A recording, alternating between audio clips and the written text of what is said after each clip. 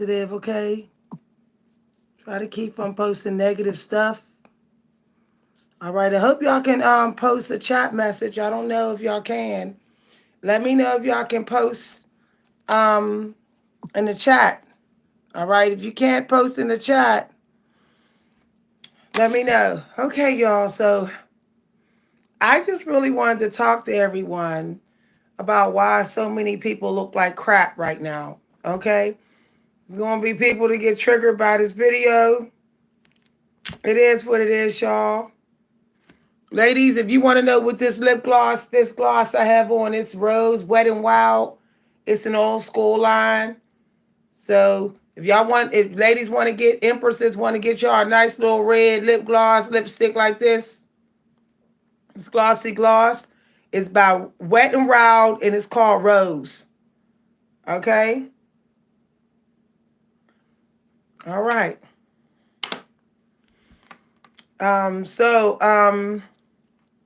Why so many people look like crap? The truth, y'all. The truth, the truth, the truth. Let's get it. Okay? Try not to post any negativity or hate. Trigger warning. I felt like I had to do this video, y'all. I had to do this video. I'm sweating so hard, y'all, and I'm loving every minute of it. Loving every minute of it.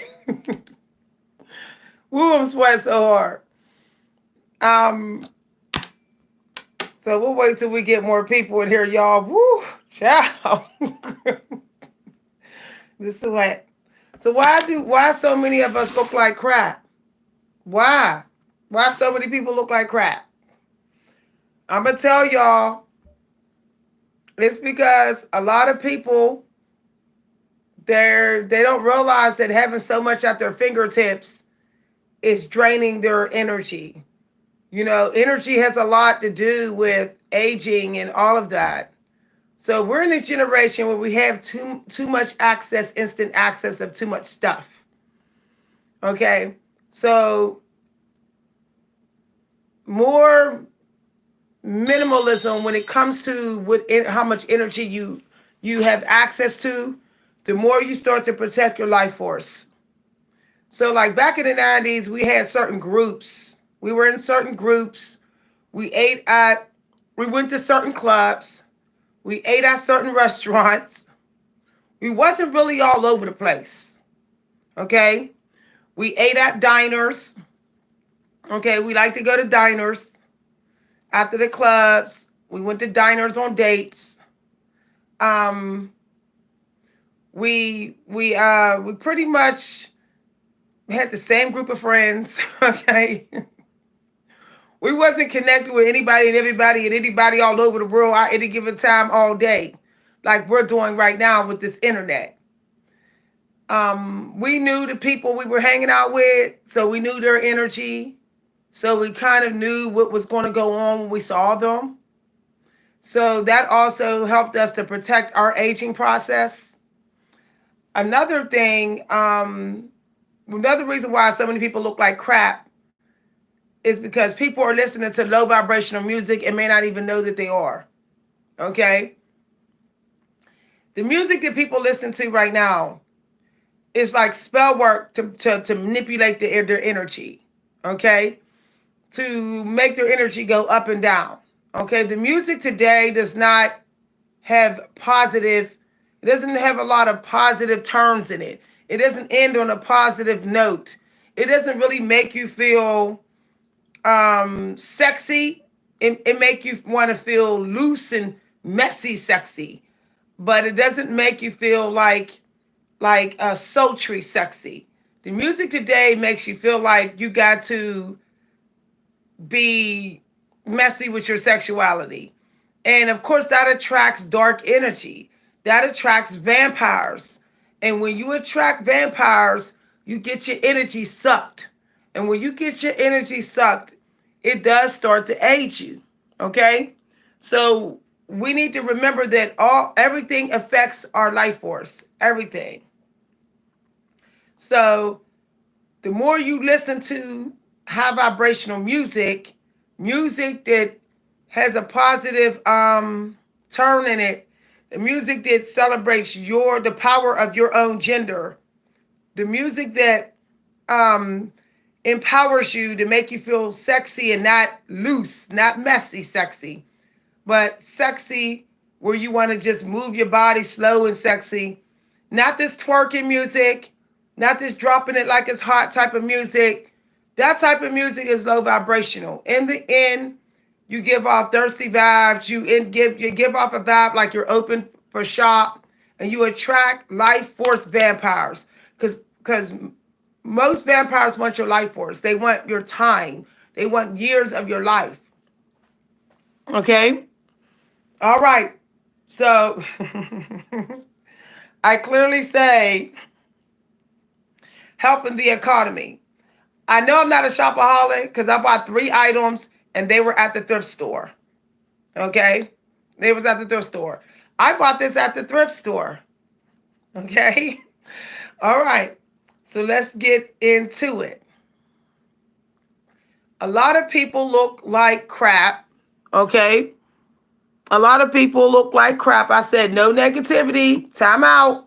Time out. You get 5 minutes to time out. Okay, a lot of people look like crap today because a lot of people do not realize that back in the 90s, we weren't really thirsty for food. We literally was going hours and hours and hours and hours without a meal, like an actual meal. We were literally, most of the time, not even eating until dinner. So all day long, we was running on juice, sugar. We might have had a granola bar. You know, we might have had one of those, or like an oat bar while we were out. You know, the oat bar had sugar in it, or we might have had 1 spoon, one scoop of ice cream while we were out. And we were running on that all day. We might have had breakfast maybe 3 days a week, or we would just have some oatmeal and some juice and hit the road. All right? People don't understand that all that eating, all that shoveling food in your mouth through your day, that's not allowing your body to actually use the resources that it has already. It's not allowing your body to purge its stomach, to purge itself, because you're putting stuff in. Okay? So we was too busy having fun outside, outdoors, where there was no food to even think about eating food. We might have went to the little candy store and got an oatmeal bar or a bag of almonds. Okay, some almonds or some sunflower seeds and some juice, some juicy juice and some candy. And we ran on that. We ran on that for hours, okay? Nowadays, people are like, we have to have a meal, we have to have a meal, we have to have a meal. People in the 80s and 90s even looked better than the people in the 50s. Why? Because in the 50s, a lot of people were smoking. A lot of people were eating 3 meals a day and a snack. When the 80s and 90s hit, people were not thirsty for 3 meals a day. As a matter of fact, most people were going out all day without eating. And if they were smoking, they were smoking weed. Okay? I'm just keeping it real. Not too many people in my generation was smoking all day. Why? Because we really didn't want to spend our pocket money on cigarettes. Okay?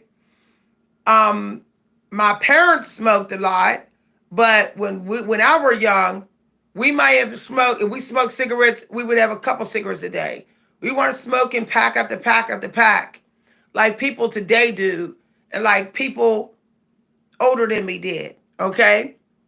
So one of the things that keep in mind is that a lot of people look like crap today is because people don't care enough about the smoke that's around them. They have so many people smoking around them.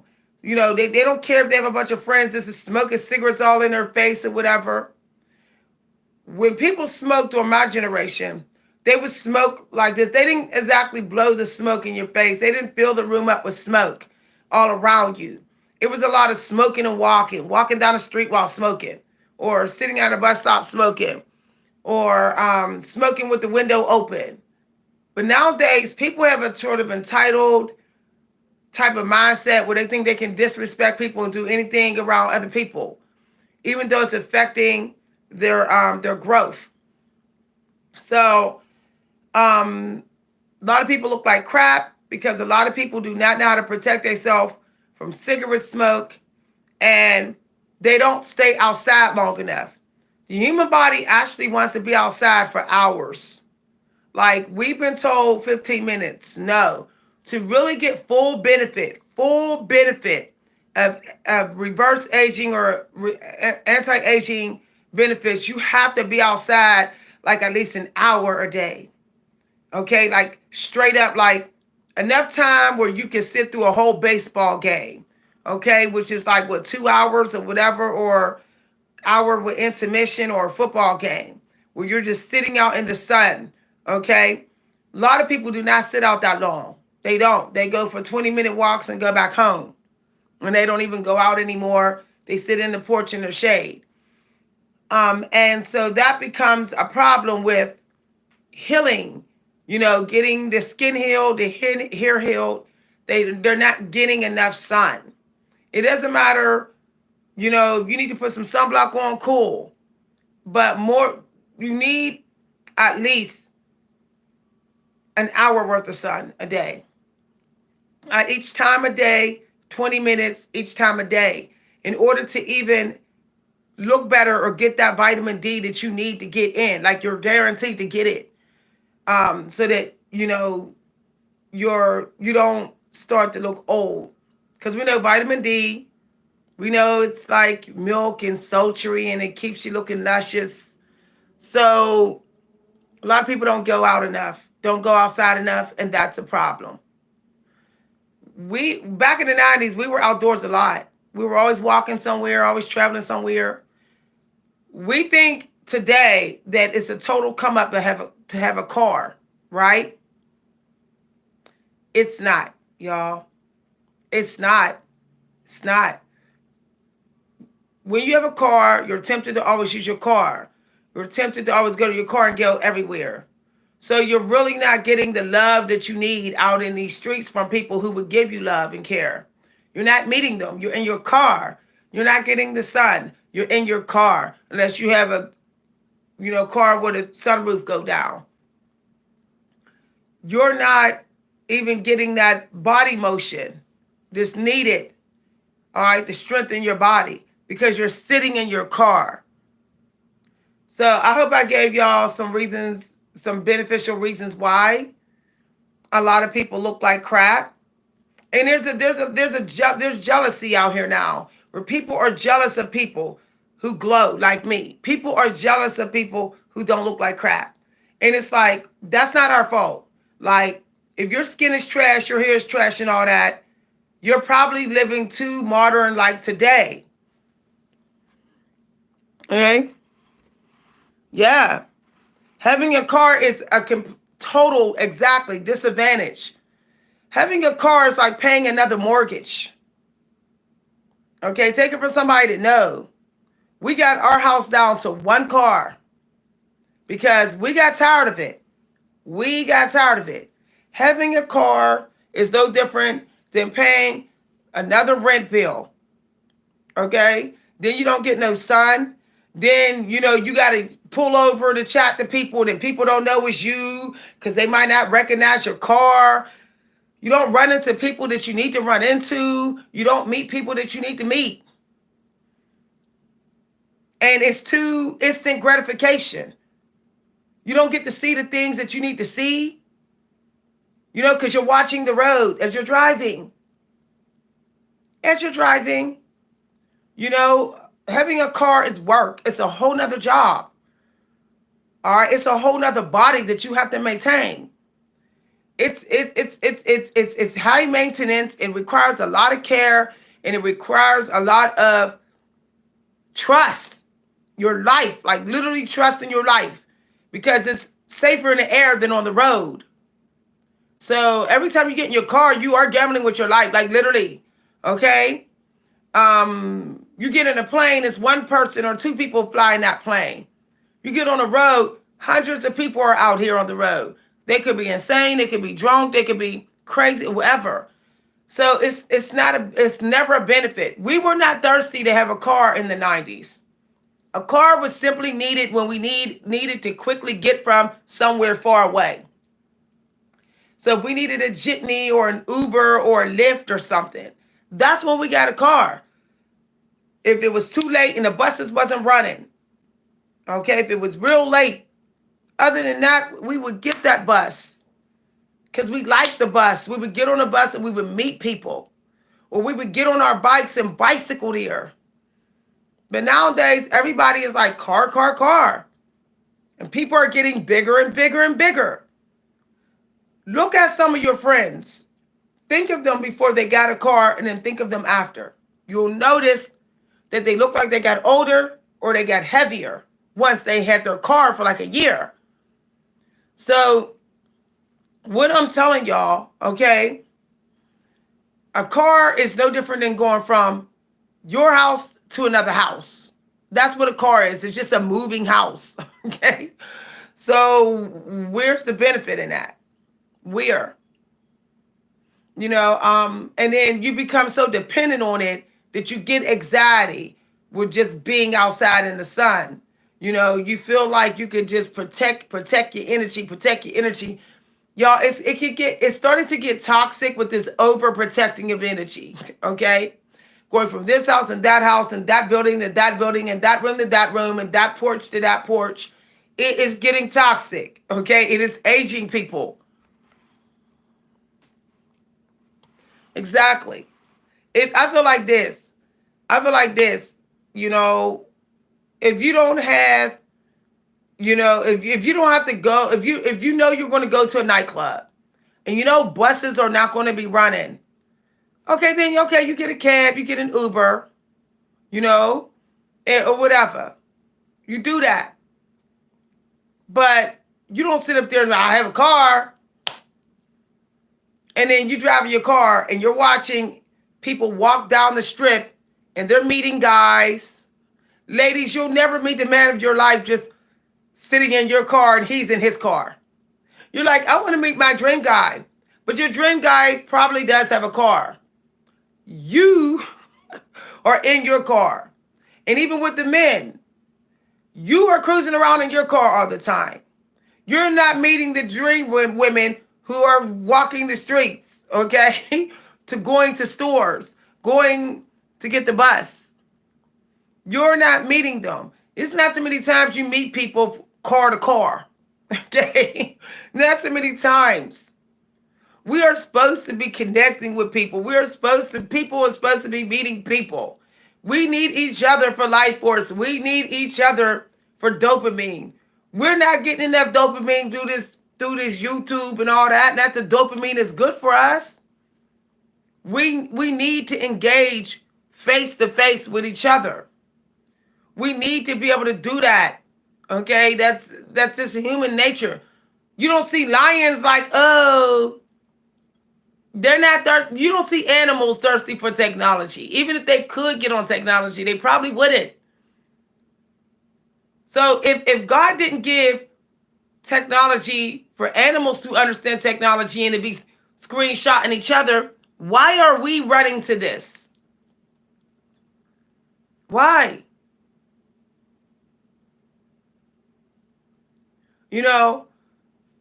It's hard to diet when you don't go outside enough. It's hard to diet when you're not having fun. There's nothing fun about just sitting on the internet. There's nothing fun about sitting in the house. No, people are lying, okay? Fun keeps you young. Fun keeps you young. How much fun can you have in your house by yourself? How much fun? Okay, you did your creative work. What else is there to do? You're dancing on TikTok. You're waiting for random strangers to tell you that you're fun. When you can literally go out here and you can go out here and find people that are outside having fun, and they can touch you, you can touch them, you can get a hug, you can get a kiss. I can't get hugs and kisses through this phone right now. Okay? I can't have somebody go, oh, I love what you did, and give me a big physical hug. I am not getting this. Humans, we need physical touch. It has been proven by NASA. Okay, there's people who will die young because they're not getting enough physical attention. They're not. Half the world is starved of physical attention. Now we're going to get more into that. A lot of people look like crap because a lot of people are not having enough sex. Adult conversation. Adult conversation. If there are kids watching, please remove them from the room. Okay? Remove them from the room. People today are using too many substitutes for that.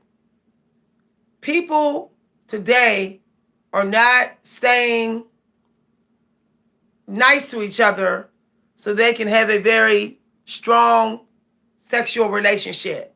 Sex does keep you young. It keeps you strong.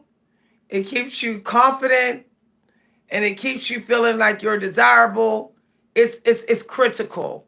Okay? You got to be careful of going into the asexual lifestyle. You don't see too many asexual people looking young. You just don't. Yeah, I said it. I said it. You don't see too many asexual people glowing. You just don't. You just don't. Lions in the jungle have lots of sex and they're glowing. Their hair is nice and thick. The male lions. Okay? There is a certain chemical that is transferred between you two that helps to celebrate the happy hormones in you. So when you have a sexless life, your life becomes trash and you may not even know your life is trash. Period. You can go get these substitutes all you want, but you will never get that chemical that you would get if you had sex with someone else. Okay? You would never.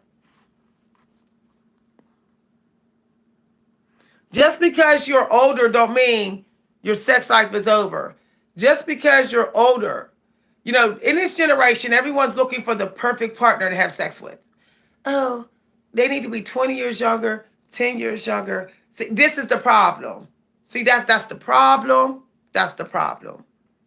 Okay, instead of looking for someone that cares about you, that's at least trying to take care of themselves, that's showing results with taking care of themselves. Why not? And they're good to you and they're kind. Why not choose them as your sexual partner? What is the problem? Okay, people are so picky, and the pickiness, the extra pickiness, is keeping them from getting the chemicals that they need to reverse aging. Okay, they're being too picky with picking out partners. Too picky. Okay, it has to stop. We weren't that picky in the 90s. In the 90s, I dated 200-pound guys who were playing football. I dated a guy who was born with gray hair. He had all gray, silver hair, and he was brown skin. He had gray hair. It didn't bother me. I dated guys that were super skinny. They had no muscle. None. Okay? I dated guys that, did not, according to other people, today's judgment would not have been GQ. They would not have been considered fine. But they were fine to me because they were about staying fit and they were kind and they were nice. They were nice guys, okay? And they were selfless and they treated me sweet, okay? I had a bunch of guys. A lot of women say, I don't have options. You have loads of options. The problem is you are overrating yourself. So you are underrating these guys. Yeah, I said trigger warning. And that's why your sex life is crap. That's why you need substitutes and toys. That's why you're sitting around becoming an old has-been too fast. Okay? Somebody said Chris the fish. Well,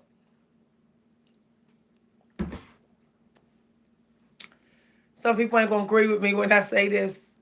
Not going to agree with me. Look, love and care and wanting to care from other people requires taking a leap. You take a leap of faith. You take a leap of faith. And if they don't continue to give you the care that you need, then you move on. This is how we did it in the 90s. So you weren't meant for me. Cool. On to the next. On to the next. But you do not get to quit looking for love. You do not get to quit and stay stalled for a year and months looking for an intimate partner, because your years will speed up on you. They will speed up. Mark my words. You will not even notice that it is. You'll look in the mirror one day and you'll go, why am I looking old? Half the fun in life is looking for love. Half the fun in life is saying, will this person be the one? Will they continue to care for me? Will this one? Well, I had fun with this person, okay? So it went downhill. It didn't work out. Okay, cool. Look, there's too many people out here. I'm going to go ahead and have fun with this person. Okay? No, it's okay, princess. It's okay.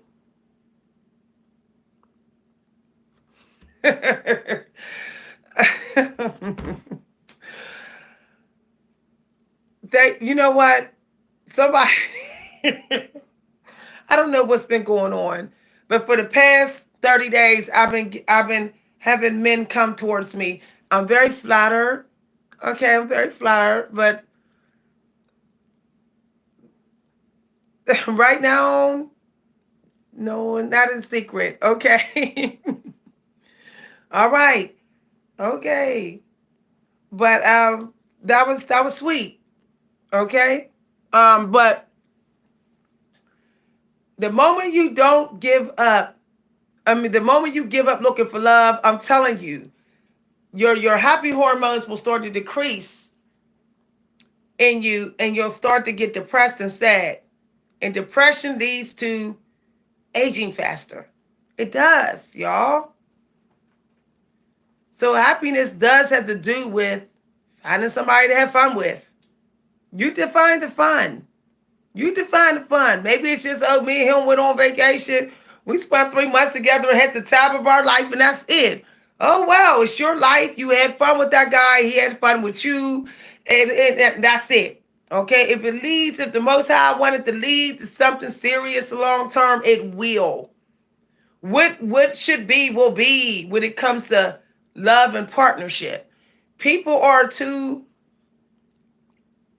yeah. My PayPal. Okay, I can't. Thank you very much. I can't post my PayPal in here, y'all, because the bots will get me. If I post my PayPal in my email, I'll get all the spam, y'all.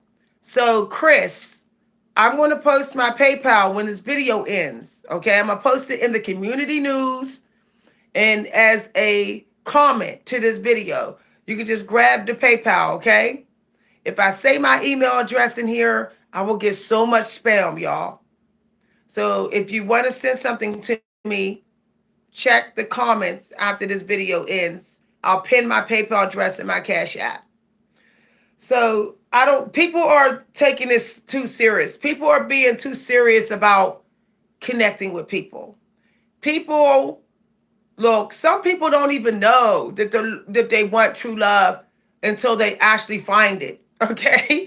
I know that's deep, but no one knows whether they found true love until they found someone who they're having a lot of fun with. Okay? A lot of fun. I used to think that this person has to tell me they're looking for true love. You have to tell me you're looking for true love. No. That's after all, that's not the fun.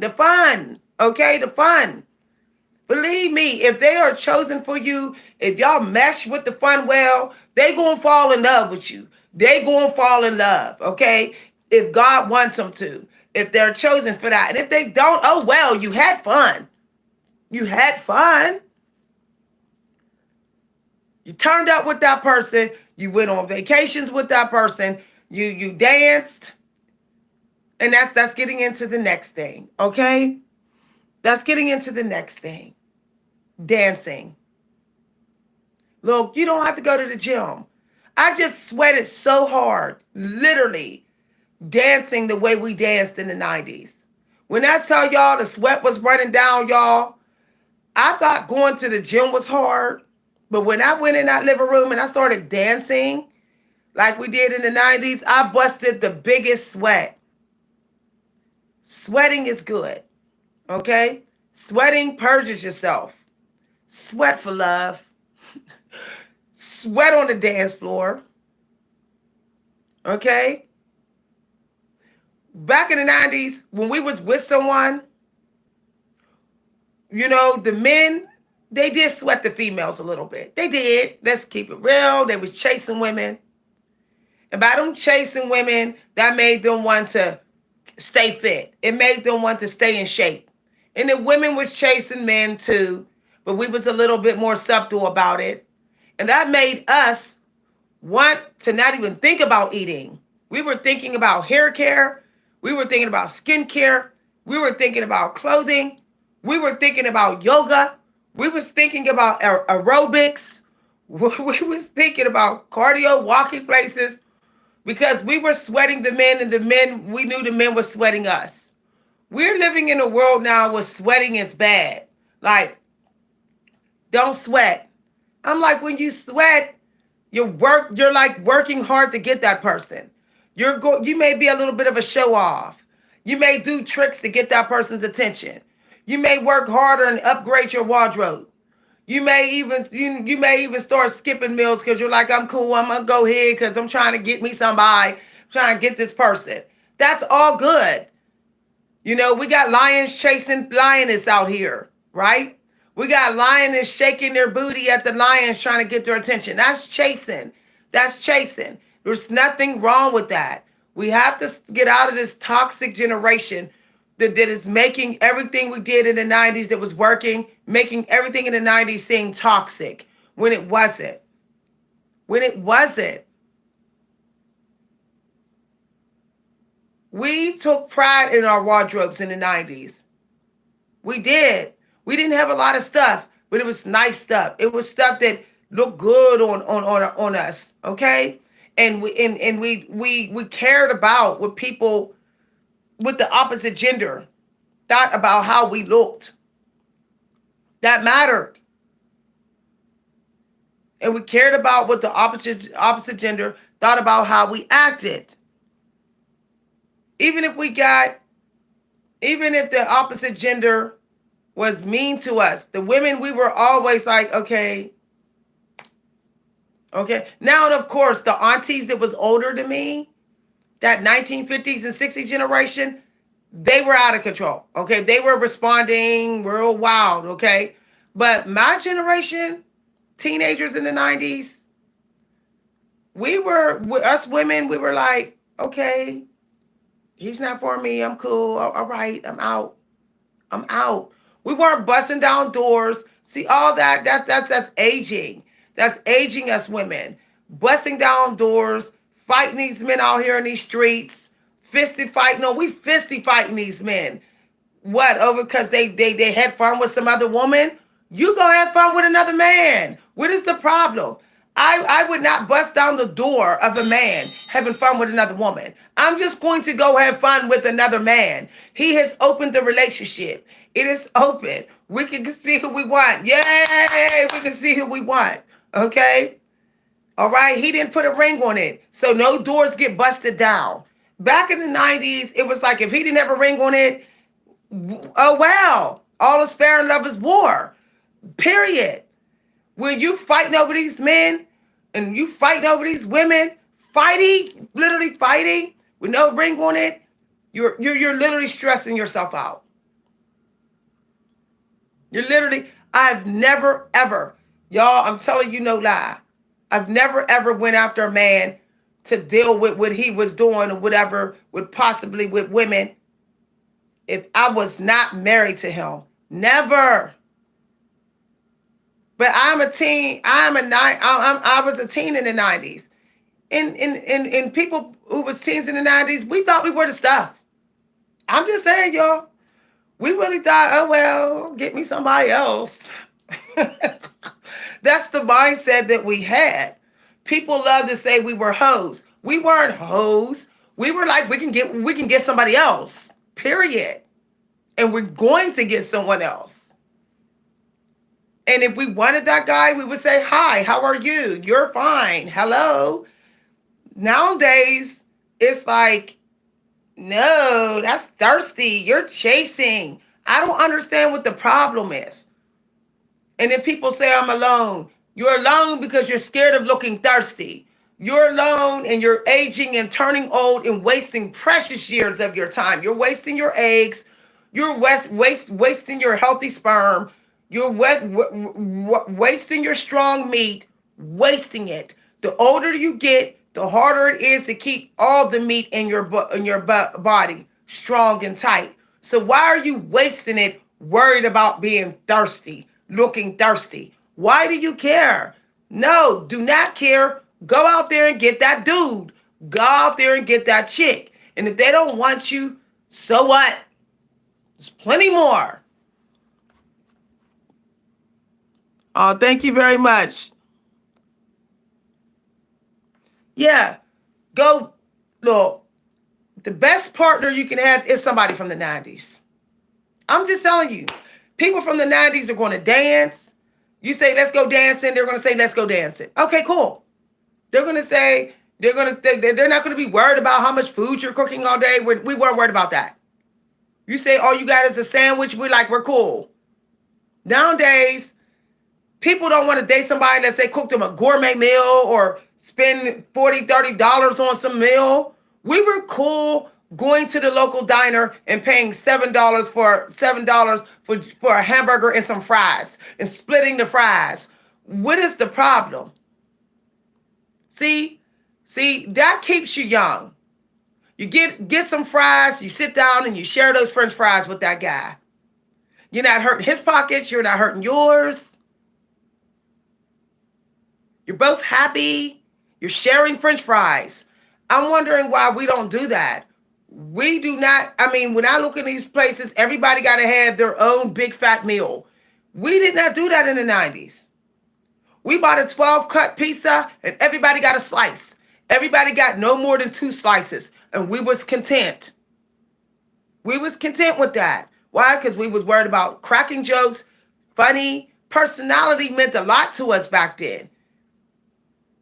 We cared about our personality.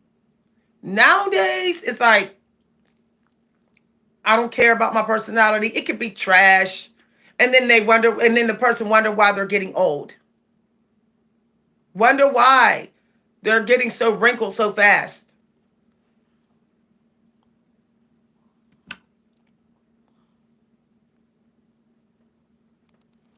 You know, and I'm talking about people who were teens in the 90s where we weren't about messy personality. Every time I meet people from the 60s and 50s who were teenagers in the 60s and 50s,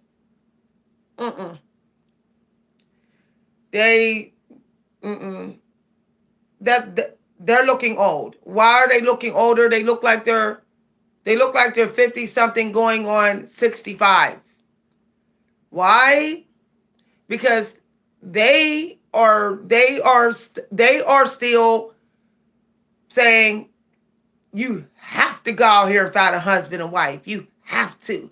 You can't go have fun. Fun is bad. Fun is reckless. No.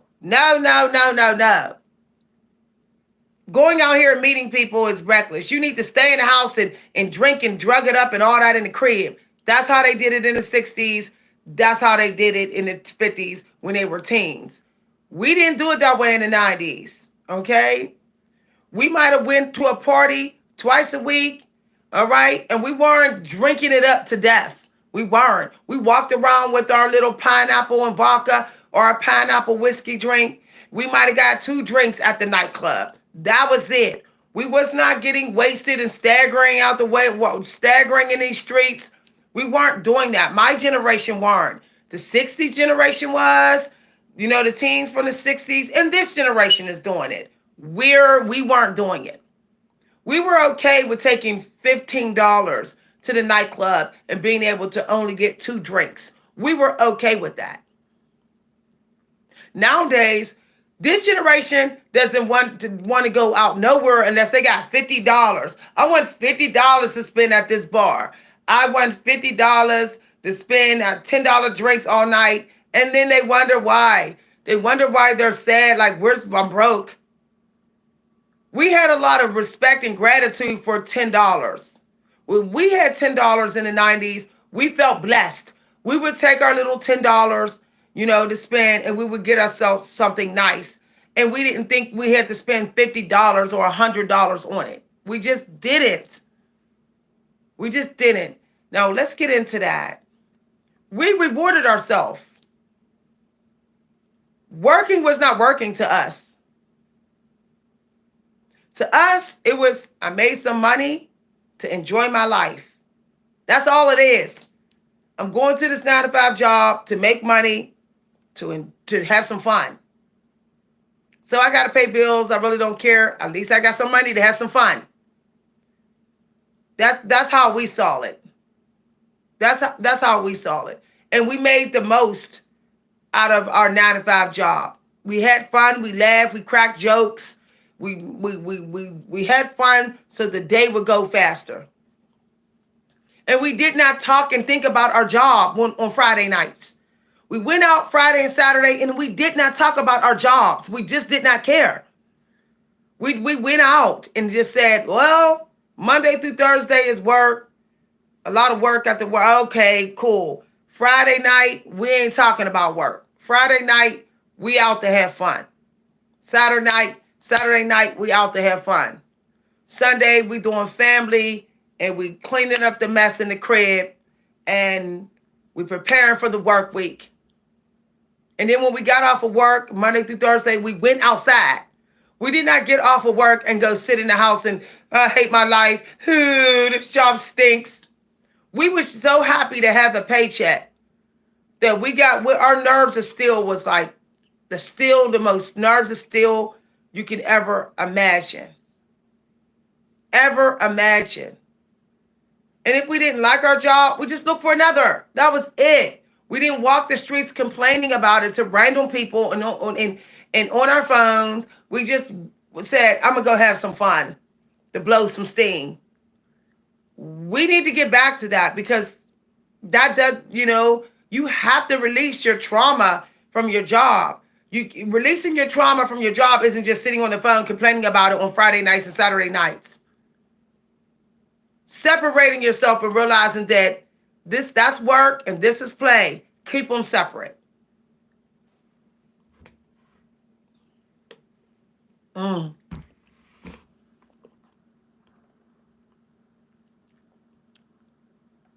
I'm looking at the chat here. And we weren't worried about like somebody talking about us because of our fashion taste. We wasn't worried about that. What was high value? We didn't give a name for everything. Do y'all realize how toxic it gets? How that starts to feel like it's draining us spiritually to be naming everything? This is high value. This is high vibration. This is high value. What?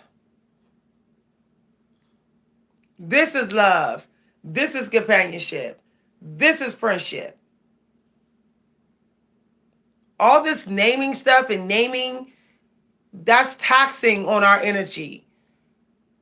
Why don't we just have fun with people? And if we didn't enjoy their company, just move on and have fun with somebody else. Why do we have to sit around and say, see, they don't know how to be a friend.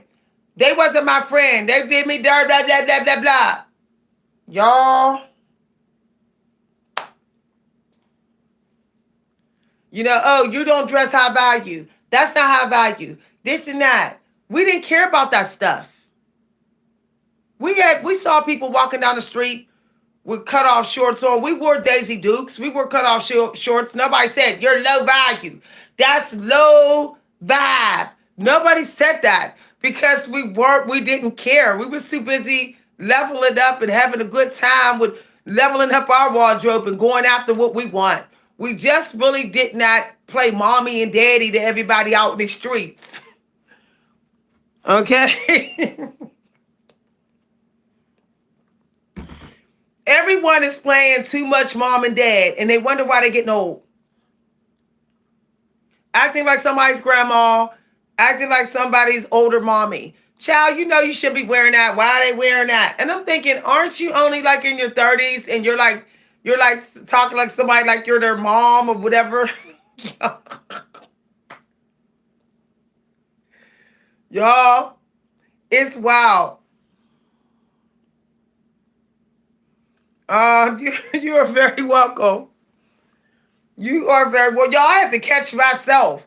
I was starting to pick up some toxic ways from nowadays. And from present day, I was like, oh no, this is toxic. I had to catch myself. Like, no. Mm-mm. No. When I lost the first 30 pounds, okay, and before I got stuck at my body weight set point. When I lost the 30 pounds last year, I was literally living like I was in the 90s. I don't even remember losing the 30 pounds. I didn't even notice until my clothes wasn't fitting and the doctor was like, wow, you lost 30 pounds. Good job. I'm like, I lost 30 pounds. But I was doing 90 stuff. I was going to nightclubs again. Okay. I was worried about my own wardrobe. I wasn't talking about people. There was people coming in the nightclubs and the bars that I was at, and they was dressed some kind of way that people would say low vibrational today, but I didn't notice. I didn't care because I was just having fun. I was letting the music take me away. I was caught up in the music. I wasn't worried about, is somebody going to come in and shoot up the place? All this paranoia is aging us. Old people are paranoid people, very paranoid. So when you're acting very paranoid, you're acting old. Okay, just let that sink in your head. When you're so paranoid, when you're going to these stores and bars and nightclubs, you're acting like a 90-year-old person. And if you act like you're a 90-year-old person, you will look like a 90-year-old person. Okay? You don't need any old friends out here. You need friends from the 80s and 90s. Ask them their age. Seriously. You will automatically get breakthroughs just being their friend because you can't help but to be like the people you hang out with.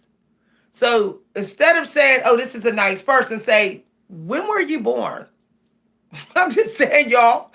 And they say, I was born in the 70s. Late 70s? Mid 70s? Was you a teen in the 80s or 90s? Was you a teenager in the 90s? They say, yeah, that's who you want as a friend. That's who you want as a friend. You'll notice that they don't talk about people as much. You hang out with them, they are not talking about people all the time.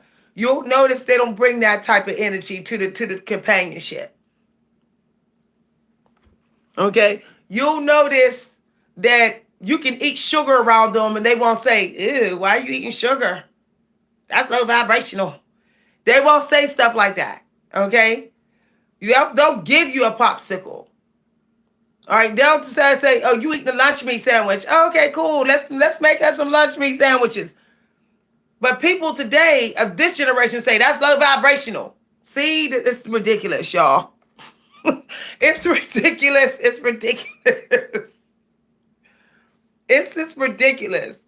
You hang out with this generation and you wear a t-shirt and some shorts and you're like, let's go out. They say, why are you wearing that? That's not high value. Ain't you a female? See that type of stuff right there? No. Okay. You know, we like being different. We liked being unique. We liked celebrating our own sense of style. back in the 90s and 80s. Okay? Nowadays, people want you to join the robots. They love to say, well, I'm high value. I do high value stuff of this generation. Suits and dresses all the time. Suits and $100 suits all the time. So you're low vibration. I'm like, no, you're low vibrational. You're low vibrational. Okay? Because you're spending $100 on expensive suits that you know you can't afford to spend. You refuse to shop at $9.99 stockroom. How many people remember $9.99 stockroom? How many people remember McCoy's? How many people remember $9.99 stockroom? Where everything in there was under $20. And it would be packed in there. Nobody said you're buying $10 clothes. Nobody said that's low vibrational. Nowadays, no one wants to hang out with you. This generation don't want to hang out with you unless you are showing that you are faking like you're rich. And they want to call us from the 90s low vibrational. No, you're low vibrational. You're faking like you have money to burn. You're low vibration. Y'all.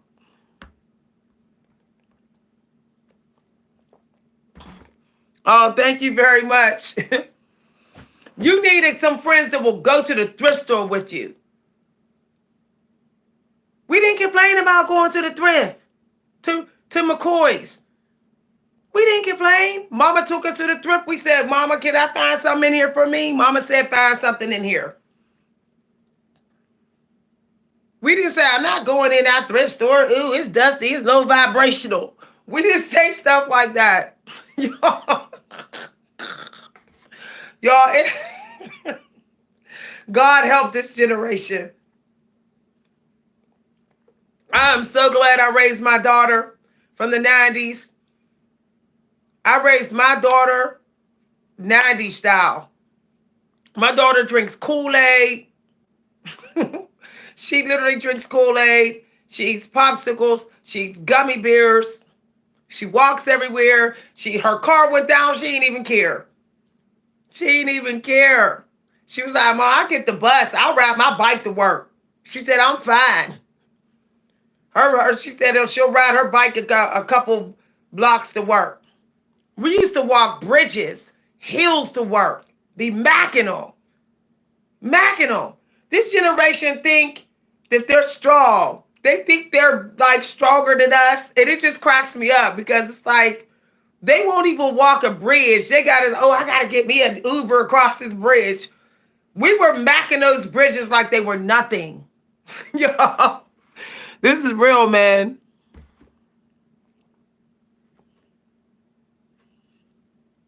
Somebody said, yeah, if we didn't like the outfit, we changed it, right? We used to make our own tie-dyes. We would cut our shirts up. Yo, I got family members who come here who refurbish their clothes, okay? My daughter refurbishes her clothes. She has friends who refurbish them. She literally cuts her clothes up, draws on them, and changes them and do things with them. We would go outside with sneakers that we drew on, that we designed ourselves. I don't understand why that's low vibration now. I don't understand that. Like, yeah. See this hairstyle? Nowadays, people say, oh, that's nothing. Back in the 90s, we rocked hairstyles like this. We would put jumbo braids in our hair and was like, hey, somebody be like, that's fly. Nowadays, it's like you don't look good unless you have a ton of wig or ton of weave, tons and tons and tons of it.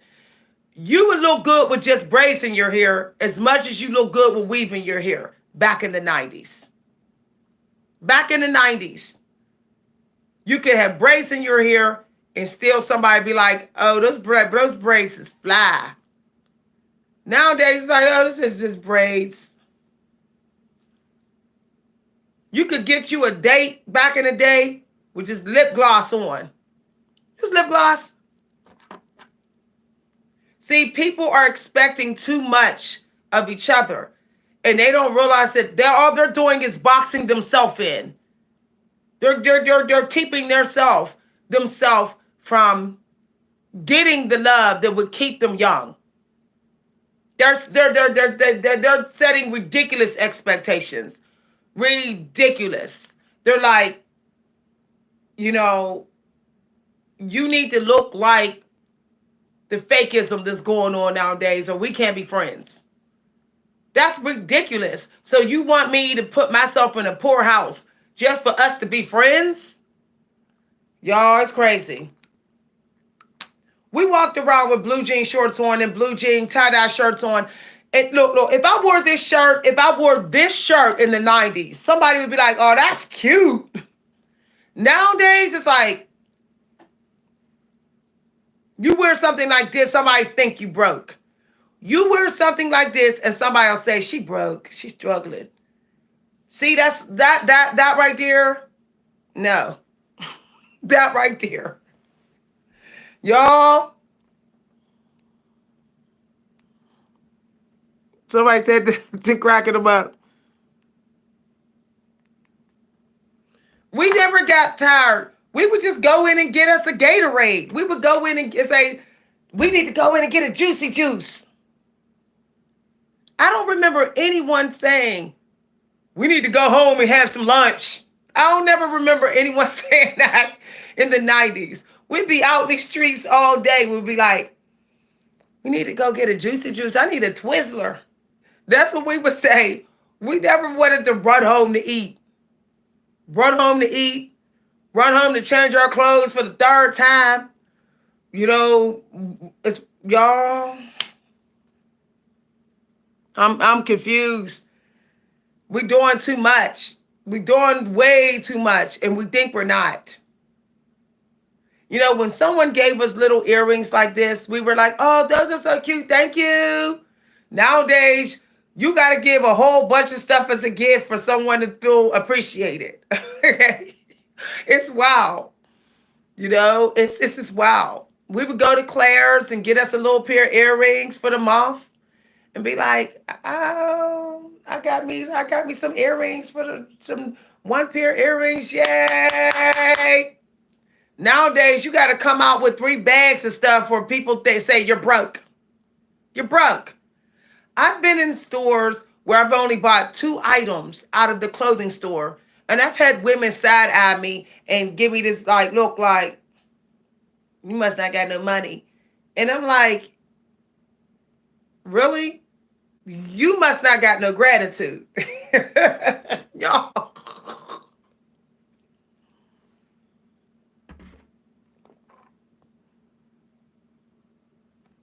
I'm sick and tired of this.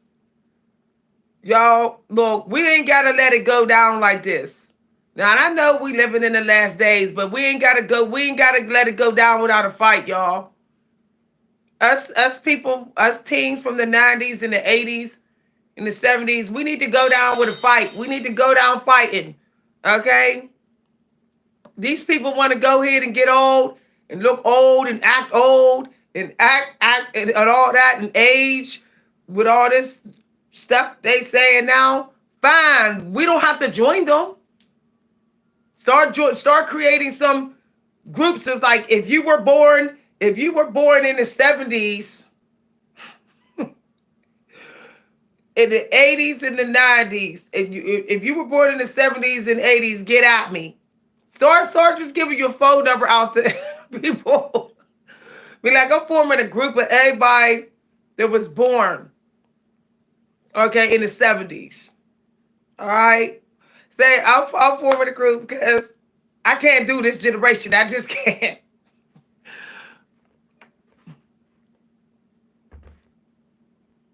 Yeah. Now you go to the mall, y'all, let me tell you. You go to the mall now, you better come out with bags or everybody's like, you ain't nobody.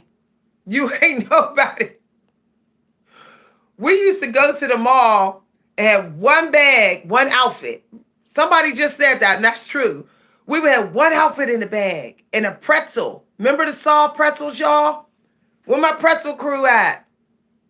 Remember we used to get our carb load on eating pretzels and chest mix and the mix We would carb load on the pretzels. You'd be able to go get you a soft baked pretzel, a salty one, to get that salt in. And we would walk the mall with those soft baked pretzels in our hands and our one little bag. And nobody gave us funny looks. You know, nowadays, can't do that now. Can't do that. Why do you think the malls went out of business? Because people like, I can't go to the mall and get one bag. Can't meet me nobody at the mall unless I'm going broke. And the only way I'm going to meet me somebody at the mall is I would have to go broke at the mall. So the malls went out of business. This new generation put malls, so many malls out of business because they will not stop the out of control entitlement, out of control narcissism. It's just way out of control, y'all. You can't even sell anything outside. Somebody will talk about you. You know, I had a problem. Excuse me, y'all. I had a problem with people talking about Kevin Samuels. I'm like, why is they talking about Kevin Samuels selling perfume? He's allowed to sell perfume in the streets if he wants to, or cologne. What's wrong with that? They were like shading him. Like the new generation, they were like, he became a millionaire on YouTube, but he was selling cologne in these streets. I'm like, and I already know that you wasn't born you wasn't a teen in the 90s. So, because why are you hating on somebody selling stuff in these streets? You a Karen. If you gotta bring up somebody selling stuff in the streets to make people think that they're a nobody, then you are a Karen. You need to be selling some stuff out in these streets. For real, for real. If I didn't live in this neighborhood, I would be right outside selling stuff in these streets. We have a lot of Karens around here. If I didn't live in Karenville, best believe I'd be out here selling stuff in these streets. I don't have a problem with that. I didn't went to the communities that don't got Karen, and I literally told them, I got books for sale. I wrote poetry books. You could buy one, you know. I don't have a problem with that. People need to stop hating on people about that. That's the worst thing that could ever happen. That was the worst thing that started to happen. It is hurting people to be able to pay their bills, you know, and you know, that to me, that's low vibrational. If you hating on somebody selling their stuff in these streets, then you older than old. You older than these old people, because these old people ain't even worried about that. Y'all. Woo. Yep. All the Payless went out of business. The Payless shoe stores. You can't even wear shoes that look like that they were designed by Payless, because some people will look at you like you're a bum. You know, when I had people giving me dirty looks for wearing these kind of glasses, because they don't say Christian Dior or they don't say Dolce & Gabbana. But I'm like, this prescription is the prescription that I need. I was able to afford my prescription. You know, it's just crazy. It's just crazy out here, y'all. Whew. It's crazy.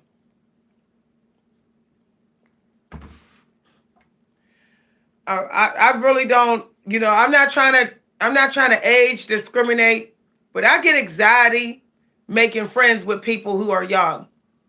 It gives me anxiety. Like when 30-year-olds and 20-year-olds, like 31-year-olds and 25 and 28-year-olds be like, hey, you cool, what's up? I be like, I get anxiety because I'm like, I don't got time for them talking about me, shading me. I don't got time for none of that. Okay? I don't have time for that. You know, I call myself trying to be friends with a writer, right? Another writer. I'm a writer, And this guy was a writer. Only friends, y'all. Only friends, like, writer to writer. But he was younger. Okay. He was kind of like he wanted to connect creatively to me. But then I liked his personality. So I said, okay, maybe we could be friends, but also, be creative collaborators. But then I started to get excited because I started to see his age of this generation coming out in him. He started wanting to hate. He was hating on people too much, shading people, talking about people all the time. Literally. And then I noticed that when I noticed that when I would wear outfits that was more of today, he would seem nicer to me. But when I would wear like outfits from my own time, he would be like standoffish. Um, I just noticed that it was a lot of bragging, a lot of ego, a lot of bragging. That's all he was doing. Like I was talking about creative stuff. I was talking about like funny stuff, cracking jokes. He was like joking negatively about people all the time and shading people, and bragging about how many hoes he got and all that and how many women he got coming through. It was like new generation type of stuff. The funny thing is back in the 90s, if the men had women, they didn't brag about it. They didn't say I got hoes in different area codes. If they did, it wasn't something you publicized. But this young dude just kept talking about it. Like, and then it was like two other dudes that was creative. They were doing the same thing. They were talking about I slept with 100 women. I'm like, this conversation came out of nowhere. Like, why are you telling me this? Like, why are you coming out and telling me this out of nowhere? It was just so unlike my generation that I just got turned off, y'all. So I cut the communication off completely. Okay, I just cut it off.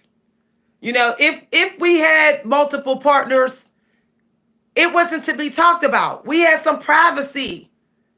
We had privacy. If we had a little bit of fun in the alleyway with somebody, it wasn't something that you publicized. It wasn't something that you bragged about. We didn't think we could get,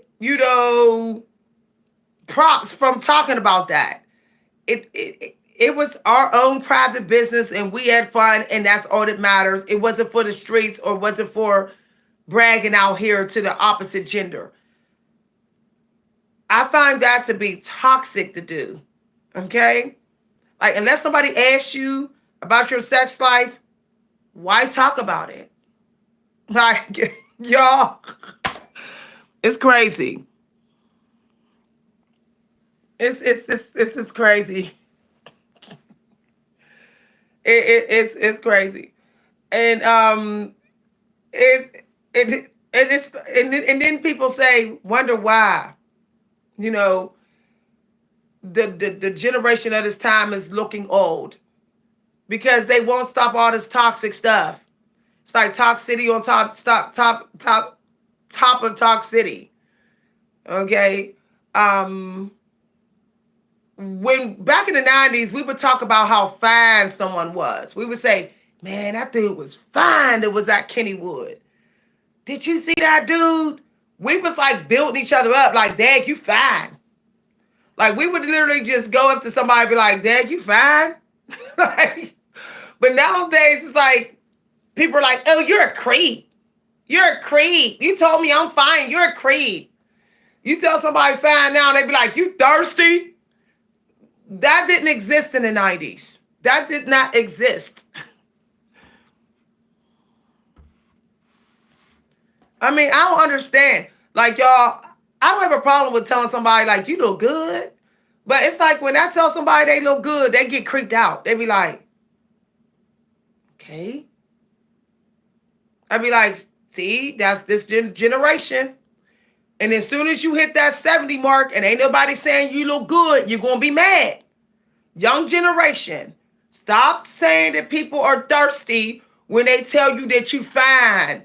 Okay? Because you going to one day not be that fine. You going to one day hit that 70 mark or that 69-year-old mark, and you're not going to hear that as often. And then you're going to regret that you didn't say, oh, thank you, baby. You fine too. You're going to regret that you didn't say that. You're going to regret that you was like telling people they thirsty.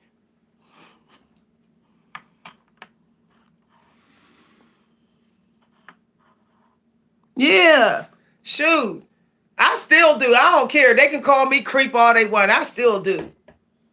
I still do. I be doing it at the drive-thrus, y'all. I be going through drive-thru, and I be like, Dad, you got some beautiful hair. You gorgeous. And they be caught off guard. People be caught off guard. They be like, oh, you talking to me? I be like, I'm talking to you. You gorgeous. You fine. They be like, I be saying it at the drive-thru. Okay. They be like, oh, thank you very much. Oh, they're not used to hearing it because people, it's like it's taboo to do that now. You know, I'll tell a woman out here, I'll be like, sis, you built like a brick house. Go ahead. Okay. They be like, oh, thank you. They don't expect to hear that. It's sad. It's just sad. Okay. It's just really sad. I'll tell somebody, you know, like there's been times, you know, where, and I'm not coming on to them. It's just, I'm like, oh, wow. Them shoes look good on you. Like, that hairdo look real good on you. Like, I don't have a problem. I don't understand why we can't get back to that. I don't understand that. Like, we're living in a generation now, in order to even get a compliment, you got to be like, look at me. Look at me. Do you see? Do you see? Otherwise, people are like, no, I'm too good to tell you you look good. I'm too good. It's very sad. It's very, very sad. You know, I was walking with a sub on the channel one day, right? And he had ran into me and he was asking me for advice. I'm not going to say his name because, you know, he might want to protect his privacy. But he was asking me for advice on a relationship. He wanted some coaching. And he started like working out, old school working out. He was on the monkey bars, okay? And I was like, okay, go ahead and get it. You know, I was like going in on that. I was like, go ahead, put your foot in it. And he was going in harder, you know?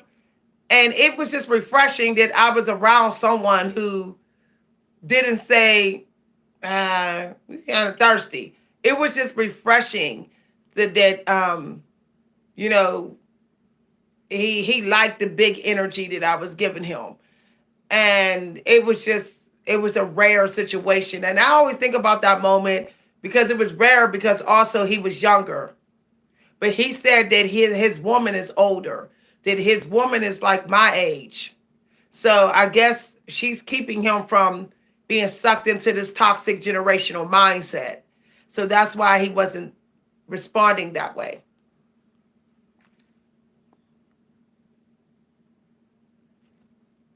Yeah, exactly.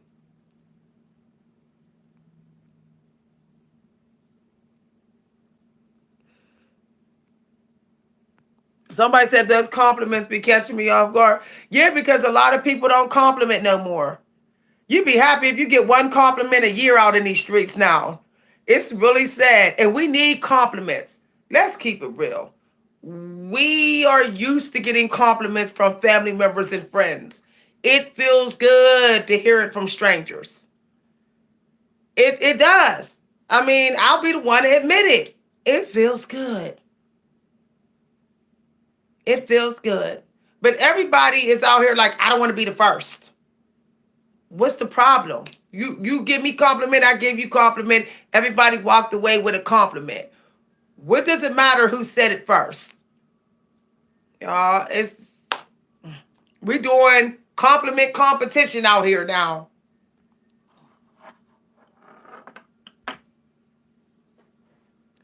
Yep. They respond very, very poorly to compliments now. They do.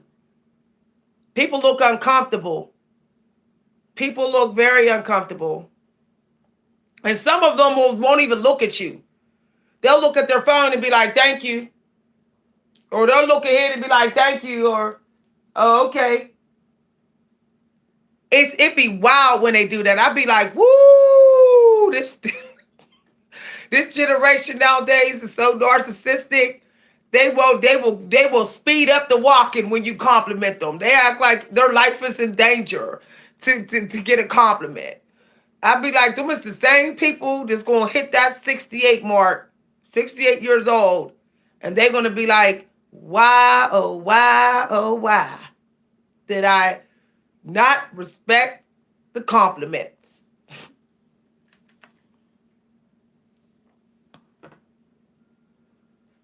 We need to get back to that. Okay? It's y'all.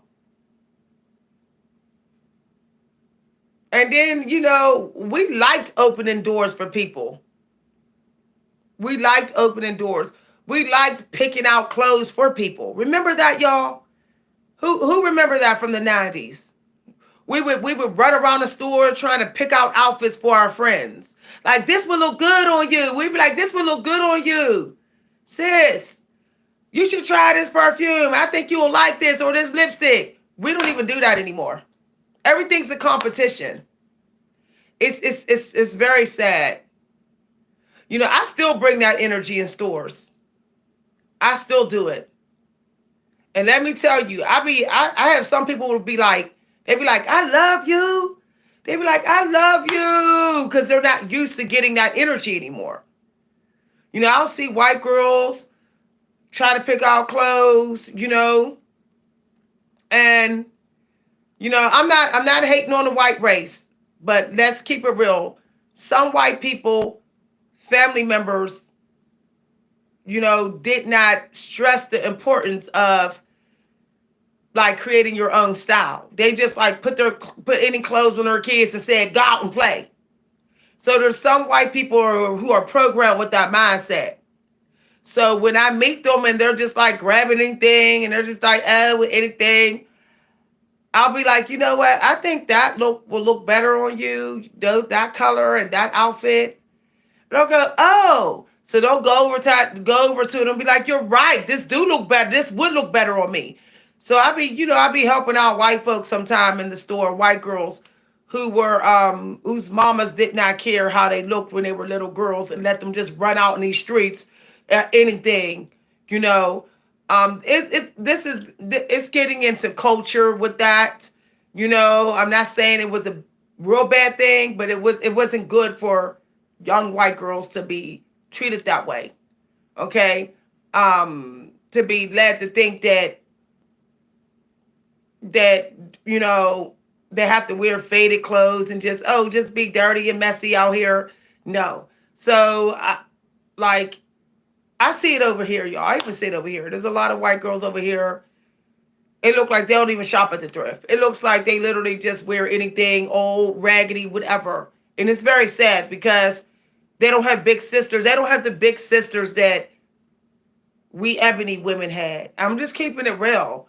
They didn't have the aunties that we had that would say, it don't got to be what everybody else wear, but it don't have to look like it came out of the sewer. It doesn't got to look like it's been dusted by the road. So, or it does matter the colors you wear. We knew that, okay? So when I go to stores now, I already know that it's easier to compliment women who are not of color and to help them pick out clothes and hold up things and say, you might like this. It's not that easy for me to do that with my own race. Because for some reason, we get triggered when strangers help each other. When another black person help, another African American help, we get triggered. We're like, oh, you think you know better than me? You think you better than me? You think, and I'm like, I don't have time for that, sister. Like, sis, I don't have time for that. Like, I was trying to help you. I saw this outfit that would look good on you. I was really trying to bring some 90s type of energy. But I see you taking it like I'm trying to be better than you or run you or something. So I guess I ain't saying nothing no more. So, y'all,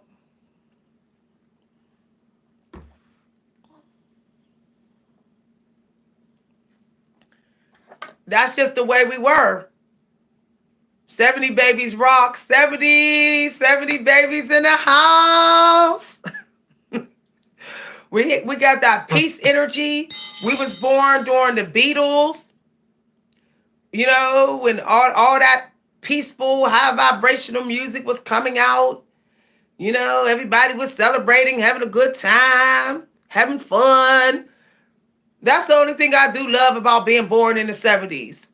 I was a little bit baby around good times. You know, I went into the 80s with Michael Jackson and, you know, and all of that. And Janet Jackson, all the female empowering songs that came out in the 80s and 90s, like Janet Jackson, now I'm all grown up. Control. See, stuff like that, like I miss that music. I miss listening to Patra. You know, Patra, I got a real bad problem. I gotta find a guy who can solve it. I miss that type of sassy music. I miss that stuff. We don't have that anymore. Okay, we just have freaky dicky music. Just all hardcore freak and hardcore. You broke my heart. You did me wrong. You ain't nobody. You ain't nothing. You know, I'm going to get even. You know, I bet you're going to start missing me when I get somebody else and all that. See, that's the type of music we hear now. I ain't trying to hear that music. I'm not trying to hear that music. Some of y'all feeling me, okay? I woke up listening to 90s music. I said, ooh, child. There was some 2000 music on YouTube. The Holy Spirit told me to turn it off, y'all. And then I got an angel number that said, listen to different music. So that's why I'm bringing up music. I was bringing up music in this video because an angel number told me we can't be listening to the music today. And the angels don't want us listening to this no more. It came out in my angel numbers today. It said, listen to different music. So I put on 90s reggae music. And I put on 80s music. I'm going to listen to me some Total. I'm going to listen to me some Total. Y'all remember the group Total? I'm going to listen to that. I'm going to listen to some throwback songs like, what's that one song? Play those little games we play where you go high, I go seek. Let me be the one to make you weak. Boy, I really wanna say. I'm gonna play that song. I love the fact that back in them days, women were telling men, this is what I want, boo. I want you. I want to be with you. You make me feel good. Now it's like, boy, take a hike. Your stuff is to the left and all that type of stuff, y'all. I don't want to hear that music no more. I don't want to hear that to the left type of music because that's what they're all saying now, to the left. I don't want that.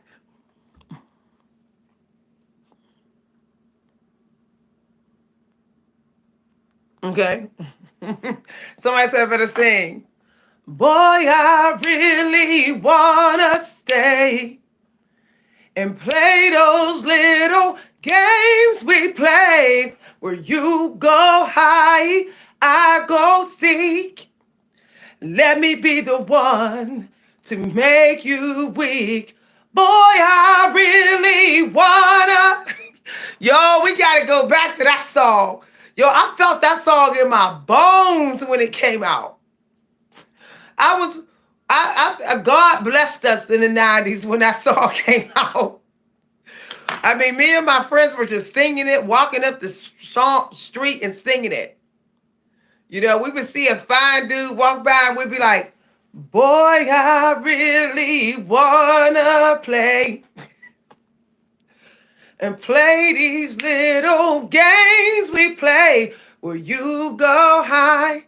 Yo, I can't think of the name of it, but it's an oldie. It's a 90s song, okay? And then the other song, this one.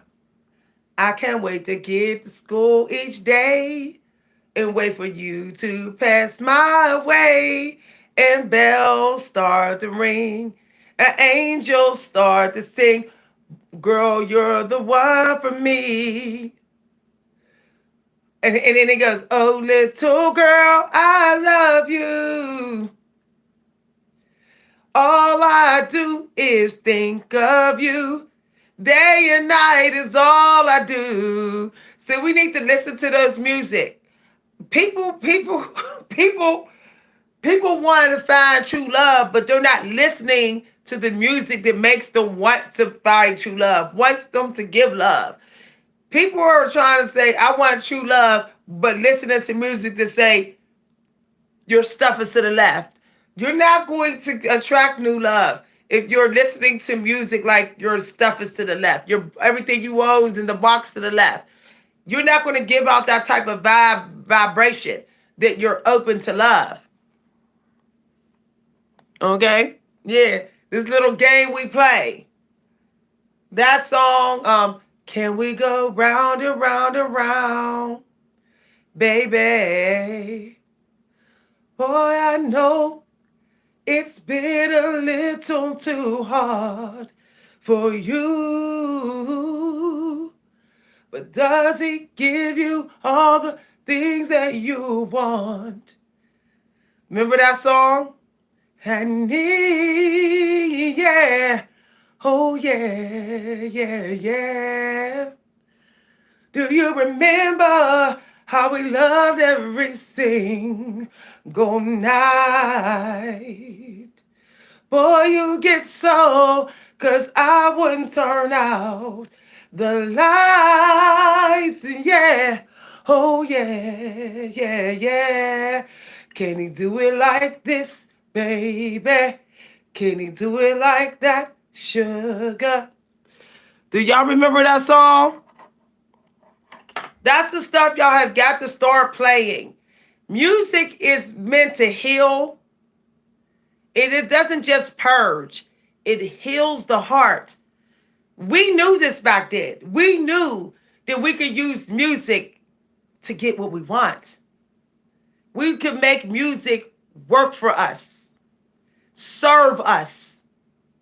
Instead of making music, instead of using the wrong music, the music that will only keep us trapped. So we didn't do that. Okay. We if people were playing sad songs, we'd be like, why are you playing that? How long are you gonna play that sad song? If we came in the house and mom and dad was playing sad songs, we'd be like, we just didn't like that type of energy. Y'all. Yeah. We did what, the song, one less cry before I leave it all behind.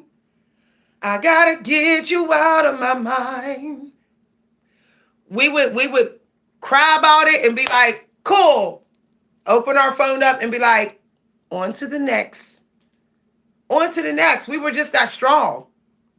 But we got to keep in mind that we were high energy. When you high energy, your belief system is stronger. You believe that you could do better. You believe you can move on. You can believe that this generation is low energy. They low energy, okay? They're like, don't eat sugar. Whoa, that's why you're probably fatigued and low energy all day. You're low energy all day. So that's why it's hard for you to get through your trauma. Your energy alone being low is keeping you crying about the same spilt milk.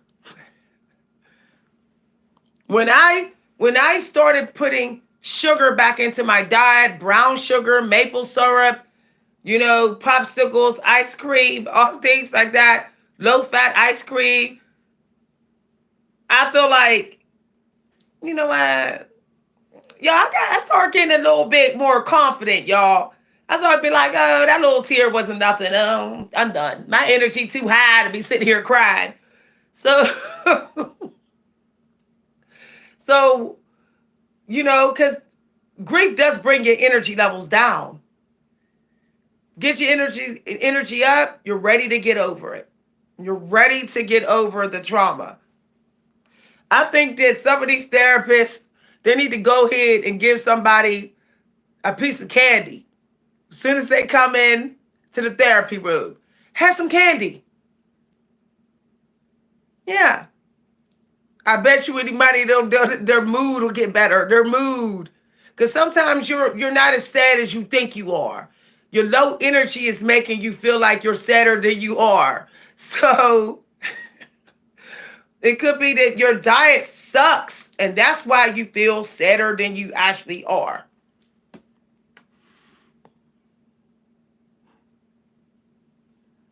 Somehow, but this conversation don't want me to. Who said that? Dragon. You said this conversation don't want you to leave. No, the Most High delivered this. This is special delivery, baby. this, this hit me while I was flexing. Y'all was in there listening to the song "Go Flex." I was like, "Go flex, time to have sex. Is this the motor she broke? Go flex." I was in there flexing like this, y'all. And then all these downloads started coming. Okay? Now I'm gonna explain to y'all why we was more tapped into God than people today. Yeah, we were. Let me explain. Okay? We were dancing in a way that would keep us connected to God. When you roll your belly, okay? When you roll your belly, all right, when you rolling it, you know, Patra's song, I got a real bad problem. I gotta find a guy who can solve it. One who likes to play in many different ways. When you rolling and you just rolling, you're actually healing your gut. Your stomach is being healed. The stomach is Empress energy. Empress, okay, is flower energy, abundant, pollination, you know, tapping into God. So we were dancing in a way that was cleansing our body. Twerking does not do it. Just going here and doing this, that's not doing it. That's not doing it, y'all. That's not doing it. Working your body, moving your body, okay? That's going to do it, okay? You're adding tension to your body. You're adding tension, you know? And when you moving and stuff and all of that, that's adding tension. And when you add tension, it does boost human growth hormone, meaning you start to put your body into a muscle building phase, okay? It starts to feel like, oh, I have to work on that, okay? And then it works on that part when you lay down. This is why we cannot stop dancing. We cannot stop rolling our belly. We cannot stop moving our arms. We have to keep doing what we were doing in the 90s. A lot of people aren't doing that anymore, okay? About that. I hope a lot of y'all are still here. Did y'all leave? My phone overheated, y'all. So I'm going to try to look down at y'all. I'm here. Exactly.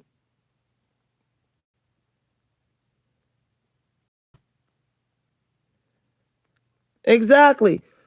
We don't move enough. We don't move nowhere nearly as much as we used to, y'all. We don't. We don't. So y'all, I'm keeping it moving. And I'm keeping it moving by doing 90 stuff, y'all. I'm telling you that no, if it worked for us in the 90s, it'll work for you. It'll work for you. Okay?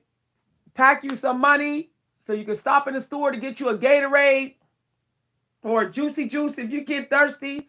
Pack you a bag of candy or a couple of sweet treats in your bag, you know, and get to walking. Like just straight get to walking and go dancing. Find somewhere to go dancing 3 days a week.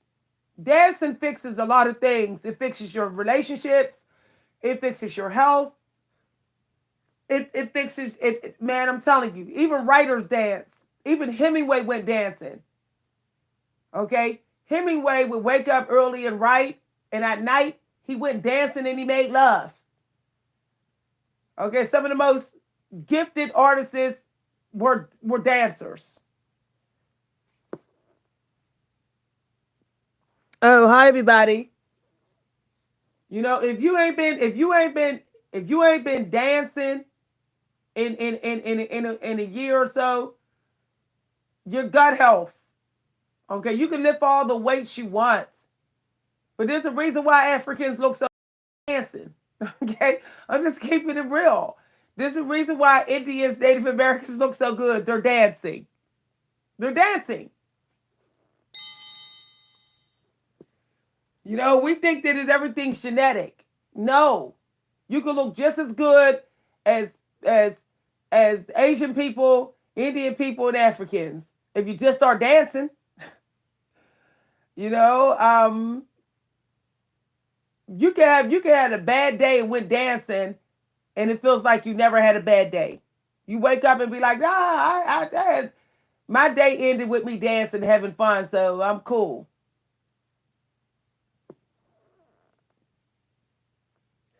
You don't gotta be perfect. Dancing is a form of you dance any way you want to dance. But you do know that people love to videotape you and laugh at you. Who cares? You know how many people got me on video? Like y'all, do you know how many videos are probably on Facebook of me? A lot. Because I've been at plenty of bars and nightclubs, dance floor, and people had their cameras right in my face. Like literally cell phones right in my face with the flash on. Groups of girls. There's always women doing it. Because women love to hate on each other now. These young women today love to hate on older women. I'm so sick and tired. I don't know what that sound is. So sick and tired of older women, of younger women videotaping older women having a good time. What are you getting out of that? Like hating on women over 30. What are you getting out of that? Like, oh, you want to put on Facebook? She needs to sit her old butt down and go home. No, you sound old saying that. Telling someone they need to sit their old butt down and go home, you sound like an old person saying that. It's wild. You automatically sound jealous. If you're hating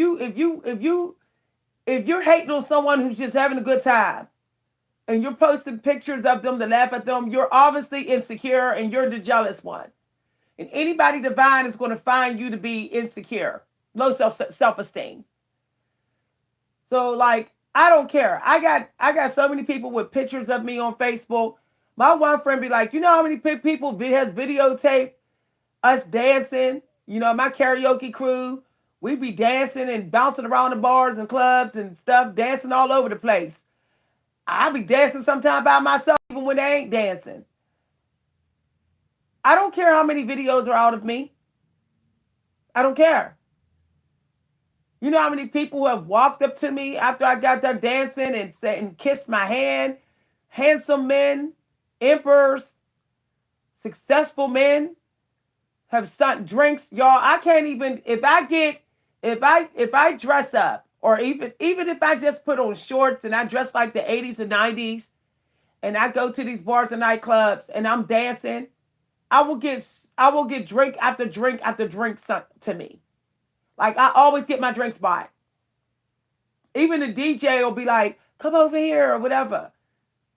And be like, woo. Why? Because a lot of people aren't doing what I'm doing. A lot of people are just going to the bar to sit and drink. A lot of people are not enjoying the moment. They're not going to the bar, nightclubs to dance. They're just going to stand around. And they don't understand that that's turning people off. You're not looking stronger than me. You're not looking more grounded than me, just sitting on your butt with the music playing for 2 hours. It's crazy that people have normalized that. And then they wonder why they went home and didn't burn no calories, why they still the same weight when they wake up, why they can never lose no weight. They went out and they sat on the bar stool for 2, 3 extra hours. eating chicken wings and drinking and just bragging about how much money they make on their job. It's crazy, y'all. It's crazy. I don't go out. Look, I could drink in my own crib. I could stand around and drink in here. If I go out, even for drinks, I'm going out to turn up. I'm going to have the time of my life. If I can get to 4 or 5 parties in one night, I will. Okay? I'm just saying, you got one life to live. Okay? My parents is dead already. My parents died before COVID. You lose 13 family members, including your parents and a brother. My brother died in his 40s. Sudden death, died in his sleep. My mother dropped dead. My dad died of genetic cancer. All right, they were all under 68, all young. Technically, didn't even live to be 80. When you lose 13 family members, you really realize you start to not give a damn out here. You're like, I'm just going to have fun. I'm going to wear what I want to wear. I'm going to turn up. I'm going to whatever. Okay? I don't want y'all to get to my point where well, I was already having fun before they died, but I don't want some of y'all to need God to take y'all loved ones for you to take your life seriously and realize, look, money's always going to come to you. You can find another job. You can get more. But you need to have fun while you can. Enjoy your years and your youth and the strength that your body got right now. Use it up. It don't need to be wasted. Okay? And if you wasting energy and wasting your years, wasting your time, and you think everything is just about money and grinding and money, this addicted, this work addiction generation, then I'm telling you, when you get in your 60s, you're going to regret it. You know? Why do you think Jim Carrey quit? Why do you think Cameron Diaz quit? Why do you think they're not grinding like that no more? Because they want to have fun. Jim Carrey's drawing again. You know, Brad Pitt is doing woodwork again. He's not doing nearly as many movies as he used to because he had an epiphany. It was all cool chasing the money. But imagine how much days and months and years he gave up. And now he can't do the things he used to. His body is not in the shape that it used to be in. Now all they want is to have the fun they should have had. You need to survive. You don't need Fort Knox. You have enough to survive. You believe that God cares about you. You believe that the universe takes care of you. Do what you can and what you're good at. And just be mindful with your money. That's it. You don't need to be chasing money out here like that. Chase good times. Chase fun. And if don't nobody want to have fun with you, then they're not worth your time. I don't care how good they look. I don't care how much money they got. They're not worth your time.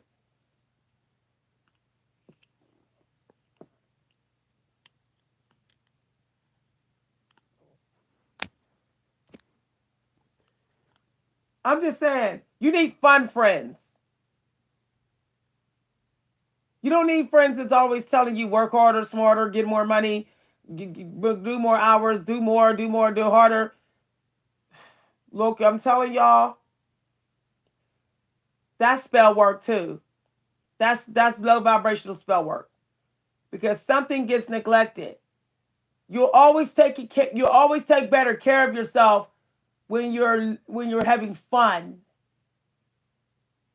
When you're having fun outside, outdoors, you'll always take better care of yourself. Grinding and being a workaholic, you'll never take care of yourself like you should. It doesn't matter how much money. You'll never have the energy or the spirit or the healthy mindset to take care of yourself. like you need to.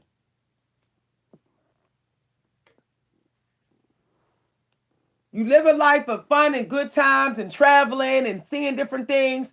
You will be motivated to treat yourself like the queen and king that you are. I always know when my daughter is wasting her life is when she start coming here looking any kind of way. That's when I know that she's just working all the time and just sitting in the house with that man. I had to have a talk with my daughter. I had to stop it before she got caught up in it. I had to tell her, look, make enough to survive, and if you get rich along the way, cool. But don't be killing yourself to get rich. Do fun stuff every week. Lots of it. Because when you die, none of this stuff ain't going to matter. Only thing that's going to matter when you on the other side is how you lived your life. That's the only thing that's going to matter. No one on the other side cares about your car. When you cross over, no one's going to care about you had a car, you had a house, you had this. Nah. They're going to want it. When you're dead with the dead, you're going to tell your stories. When you're an angel guide, you're a storyteller. What fun things, what places you went to, what fun things you did, what adventures, what leaps you took. No one on the other side is going to care about what you got because they can't get that stuff no more. They're dead.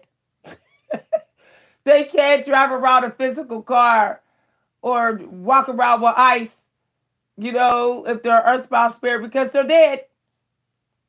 They're not even concerned about that. They're in the intelligent field. They care about the knowledge and the creative powers that you brought with you. They care about the stories that you have to tell to them. When you cross over to meet your ancestors, they want to know your stories. Okay?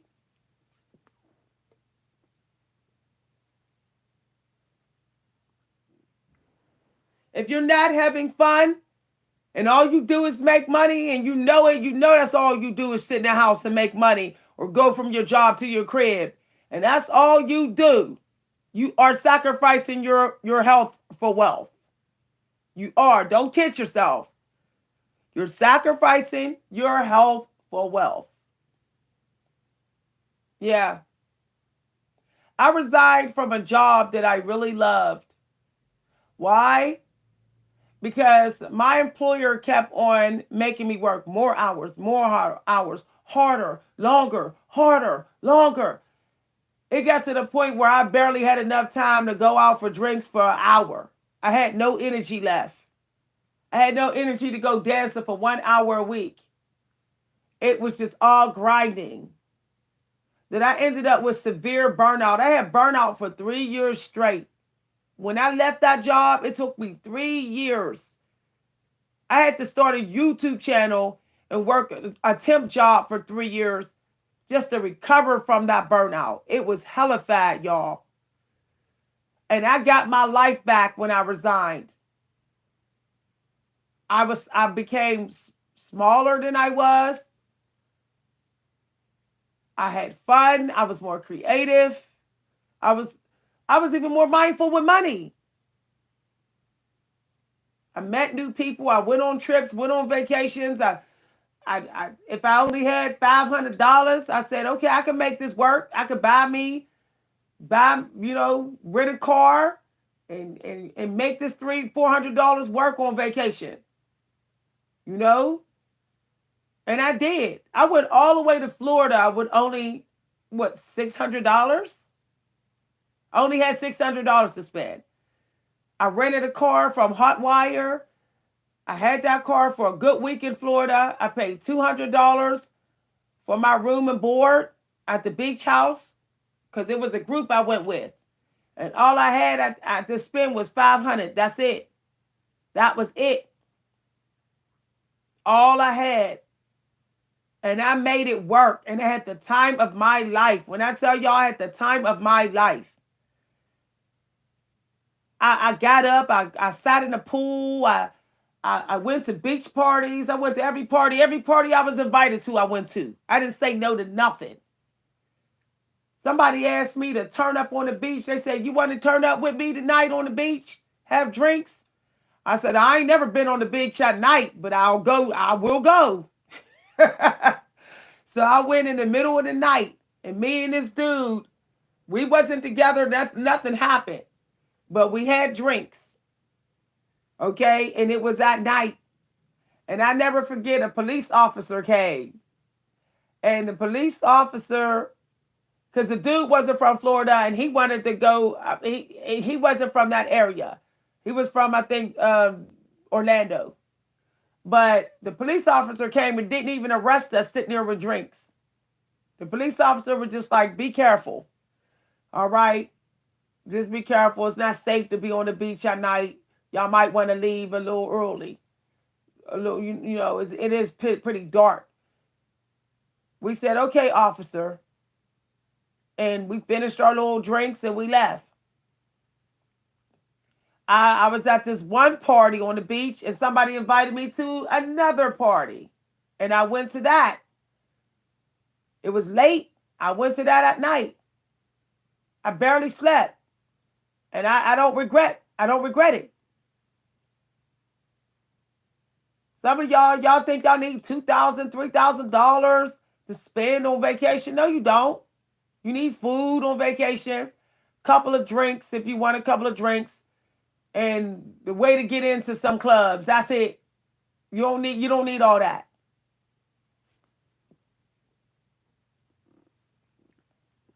I was on the phone with a friend who was going through a divorce, and I just knew the dude, and he was like, "I'm in Virginia with my family."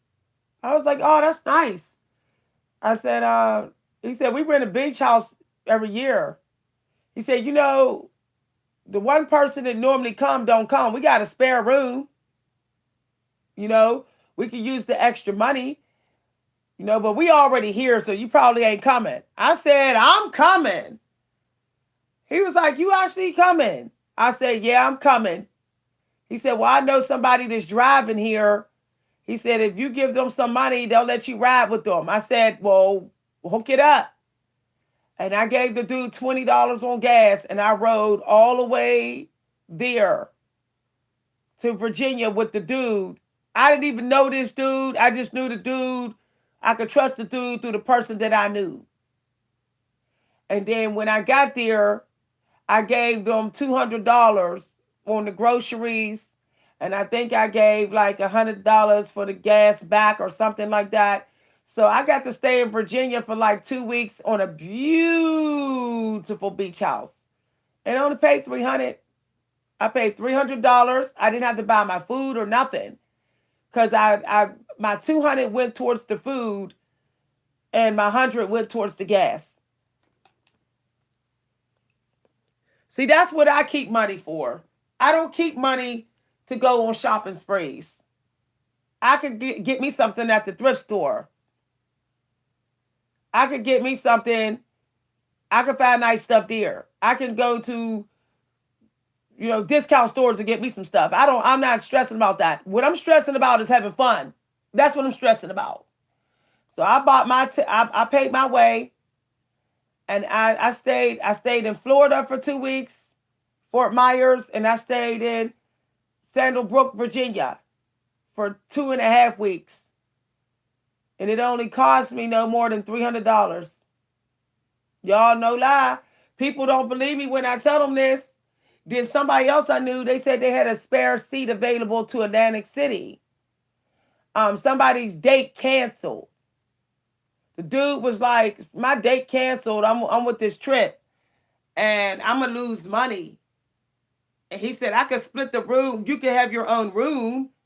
He said, "But you would have to be under my package. I'm gonna lose $200 if somebody don't come under my package." I said, "I'm there. I'm cool." So I sent him 200. And then when I got on the bus, you know, I didn't be with him or nothing. He sat by himself. I sat by myself, and he said, "Thank you for not letting me waste my money." So I gave him the 200 on the room that he already paid for that female who didn't show, who wasn't showing up. Y'all, when I went to the room, it was beautiful. It was on a private floor. He had got her a private room. And it was, y'all, it was like on a celebrity suite. You had to put a password in to get on the floor. And it was gorgeous. And I went to Atlantic City by myself, and I talked to people and connected with people and turned up and had a good old time. You know, I don't turn down invitations, discount, affordable invitations to live my life. I don't turn that down. This is why it's important for y'all to be in relationships where people do not try to keep you stuck and stagnant. If you're with people who don't care about giving you your best life, then you got to go on and get it for yourself. And you don't apologize. Do not apologize for going on and living your best life. When you know the people in your life, all they want to do is sit around and eat and watch TV. You cannot get into that energy.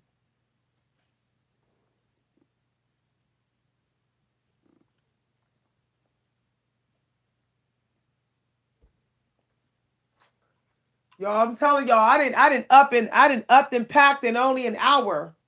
Literally. One time when I got invited, I got somebody liked my poetry. This psychiatrist. I met a psychiatrist who was a client where I worked at. And she told me about a writing scholarship. And I applied to it.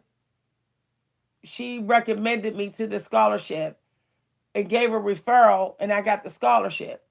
Now, even though I had the scholarship, I had no way to get there, and I didn't know how to stay, where to stay at. It was in New Hampshire, Vermont. Vermont is a long way from where I live. It's a long way. It's almost a whole day away from me. Okay, by road. It takes almost a whole day by car. She was like, well, we're going to Vermont. And we're going for the activities. She was like, you can ride with us if you want to. I said, sure thing. So I said, if you need money on the trip, let me know. I got me a calling card in case my cell phone got stolen or broke. And I only had a couple $100. I had a way to get home and ticket to get home, an emergency calling card. And I had only a couple $100, and I went and I had a good time. I got to see Vermont. And the people I rode with, they were not black. They were not African American. They were white. So what I'm saying is you have to take leaps. You have to trust that God got you covered. What was amazing about my trip is on the way back, I met this African dude, this handsome African guy. Y'all, he was fine. And I'm just saying, y'all, he was fine. And he was like, oh, I hope you're on with your luggage. I'm getting on the same bus. So he said, I'm going to sit beside you. And we talked and laughed and joked the whole way. It was the longest bus ride ever. But you would never think it was long because we was just having a ball on our bus. Before you knew it, we was joking with all the other people on the bus that was of different races and cultures. And we was on a smelly bus, Greyhound bus, and we had the time of our life just having fun.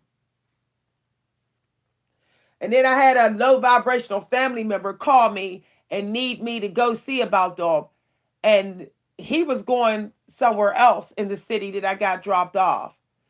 To this day, I believe that family member was sent by the devil to block me. The devil didn't want me to connect with that divine African male. So they sent my low vibrational family member to block me. Now, today, heck no. Family or not. You toxic. You're not blocking me from any type of social blessing either. Now today, I would never tolerate that. I would never come to the rescue for some very messy, toxic, disrespectful family member and sacrifice a good friendship for that. Never ever again will I do that. I was young, y'all. I didn't know no better. I was only in my 20s, and my toxic parent called me. They was real low vibrational and demonic. And they called me, and they had to see me or something, or I forget what it was about. But they blocked me from that divine male. But like I said, I was young. I wasn't even married yet. I wasn't even engaged yet. I was young. So, I was easily influenced by my toxic parent. But today, no, heck no. Mm-mm.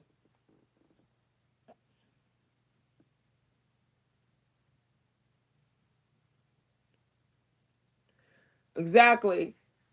Do y'all know that a lot of narcissists are really couch potatoes? A lot of y'all don't realize those narcissists, they just pretended, to be high vibrational because they wanted to get you stuck.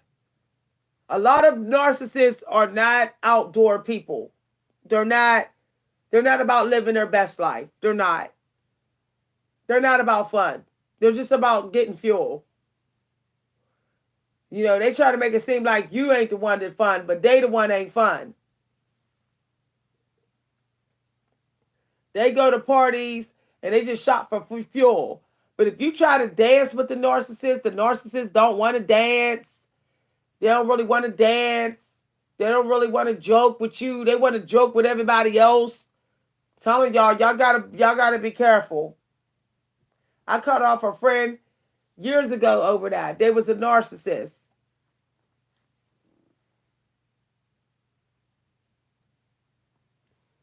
And all, when they go out, all they care about is shopping. A narcissist, all they care about is getting fuel, getting numbers. That's all they care.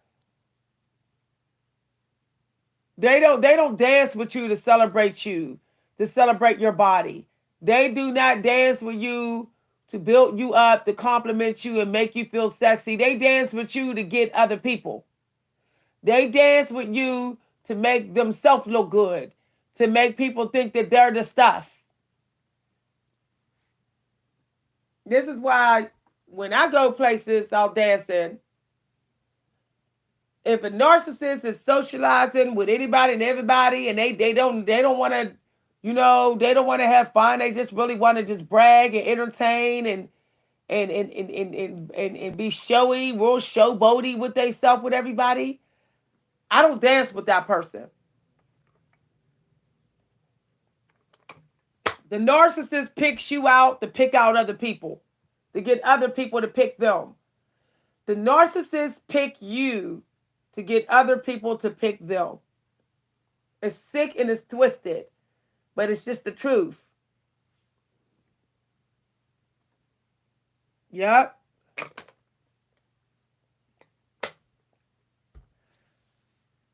Yep, that's all they do.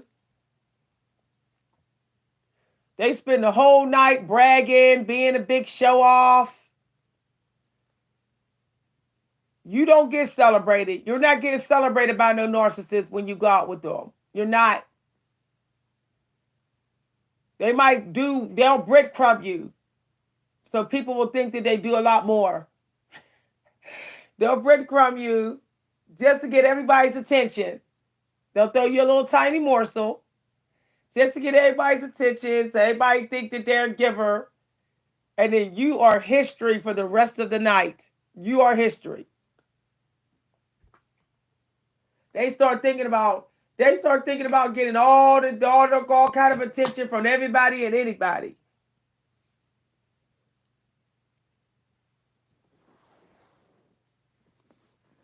Y'all, you know what I miss? I miss being able to go to amusement parks and kicking it with people. Just like kicking it with people here.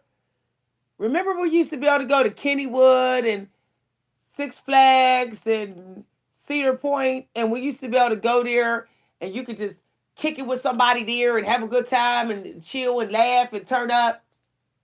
It's like don't nobody do that no more. Like everybody just go to Kennywood and just get on the roller coasters. It's like, oh, I'll just be with my family at Kennywood. It's like don't nobody want to meet nobody and just have fun. Like it's just wild, y'all. It's like, why even buy a ticket to go to Kennywood? Why even buy a ticket to Cedar Point? Where there ain't nobody talking to nobody. Everybody just like, I'm with my family. Y'all. And I don't know why people don't realize how toxic it is to be just only family orientated. I'm only family orientated. I'm just all about my family all the time. Y'all, that could get toxic. Y'all, that could get toxic. That is so toxic.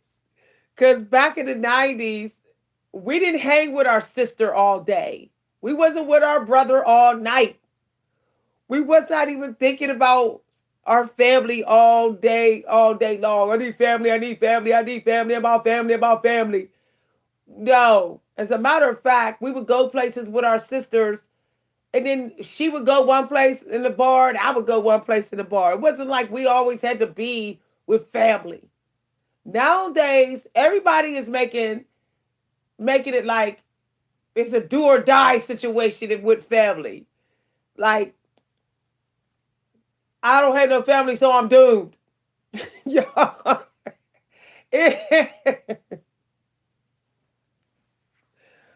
Woo!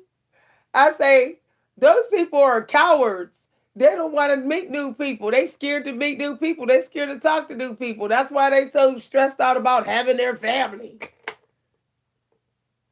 You stressed out about having people that never had to work to get you. Your family never had to work to get you. You were just born in it, and they just said, I got you, because you family. I'm not thirsty for family because those people never had to work to earn me. I was born and then there they were. There they were in the room when I was born. I went home with my mama as a little baby and there they were.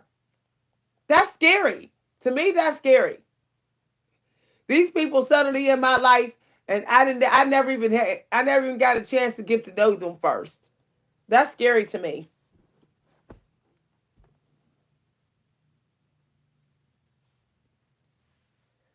Y'all, hi everybody.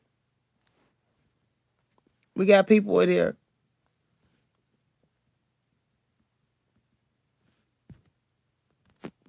I let that comment be posted. Let's post that comment.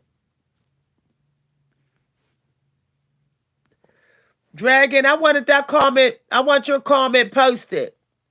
You might got to take the swear word out of it. I agree. Don't be thirsty for family. They're strangers. Your families were strangers. They were strangers that you just lived with. You were living with strangers that you never got to know. That should be scary. Only person you really knew was your mom and dad, and you didn't know them that well. They created you. That don't mean you know them. So I'm just saying, y'all. Your parents created you, but it don't mean you knew their personality as a little kid and a baby. You had to get to know them. But when you go out here and you meet people out here in these streets, you're taking time to get to know them. You don't have to live with them right away. You don't have to let them in your house. They don't need you don't have to give them your private info. They don't have your social security number. They don't have all the addresses that you lived at. So you're safer. Technically, you are safer connecting with strangers. You get to gradually share yourself with them. These family members, they are literally having access to everything about you, and you didn't even know them when you were born. It's crazy. Frankly, I don't even believe in the word family. I found that word to be so low vibrational. I believe in tribe, because when I say tribe, I know that person looking out for me. I know that person is is going to take care of me, and that person is going to want the best for me, and that person is, you know, is chosen for me by God. The word family do not mean tribe. That's that's why I don't like that word. Family is like we blood. Okay, just because we blood don't mean we tribal. Just because we blood don't mean just because I got the same genetics as you, same genetic DNA, whatever, it don't mean that we tribal. I would rather have tribal than the same DNA. I'm just saying, y'all.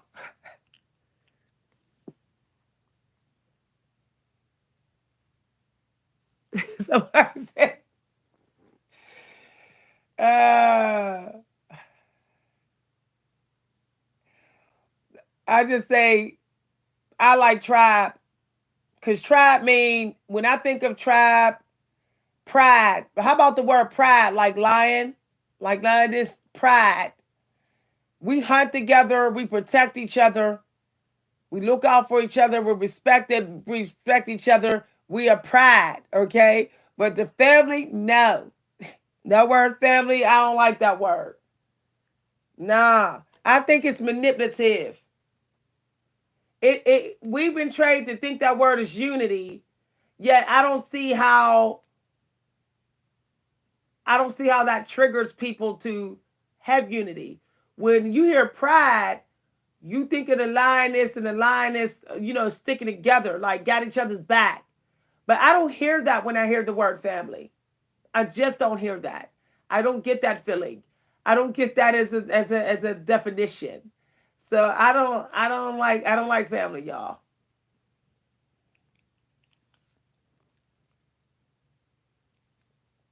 Exactly. Uh, but remember back in the day, y'all, it wasn't about blood. Remember back in the day, in the 90s and the 80s, family was anyone who had your back. That's what was family was. Because my friend growing up, she was not my blood, but we fought for each other. We had each other's back. She started being only about blood.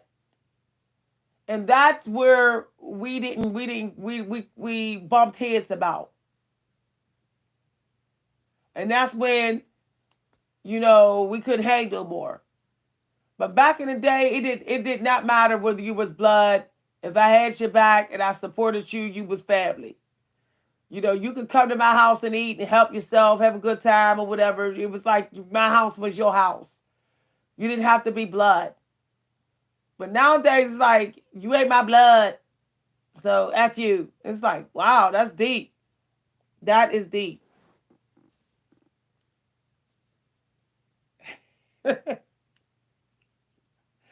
Somebody said familiar spirit. I don't think they're that familiar.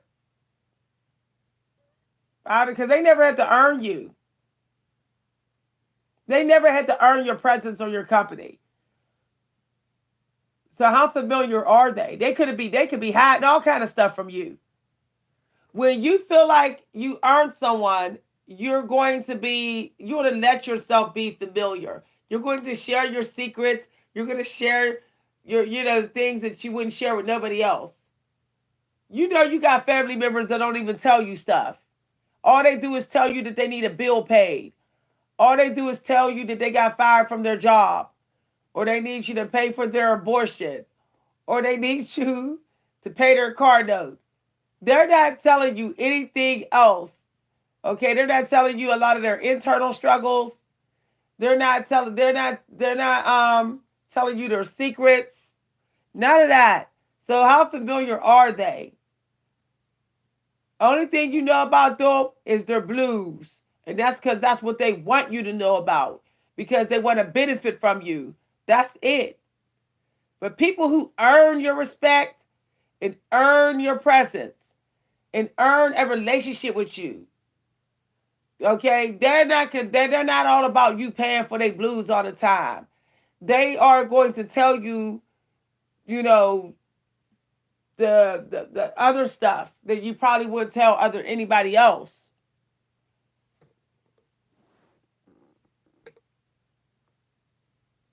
Exactly. Anybody that showed up entitled to my energy, I don't they'll never be family to me. No, I'm cool. That I don't like people using our blood card. We blood, because that's what they say. We family, but you don't care about me. So why are you using the blood card? Let's call it the blood card. Let's no longer call it family.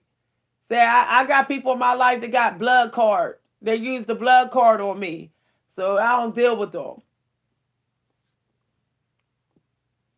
Y'all, I've been hanging with y'all all day. Okay, y'all, I gotta get ready to go. Thanks for vibing with me. Y'all, hold on, y'all. Let me get on video. Let me get on video. I'll be back in 1 second. You know what? I'm going to head on out. I got to go, y'all. I got to get my exercise in.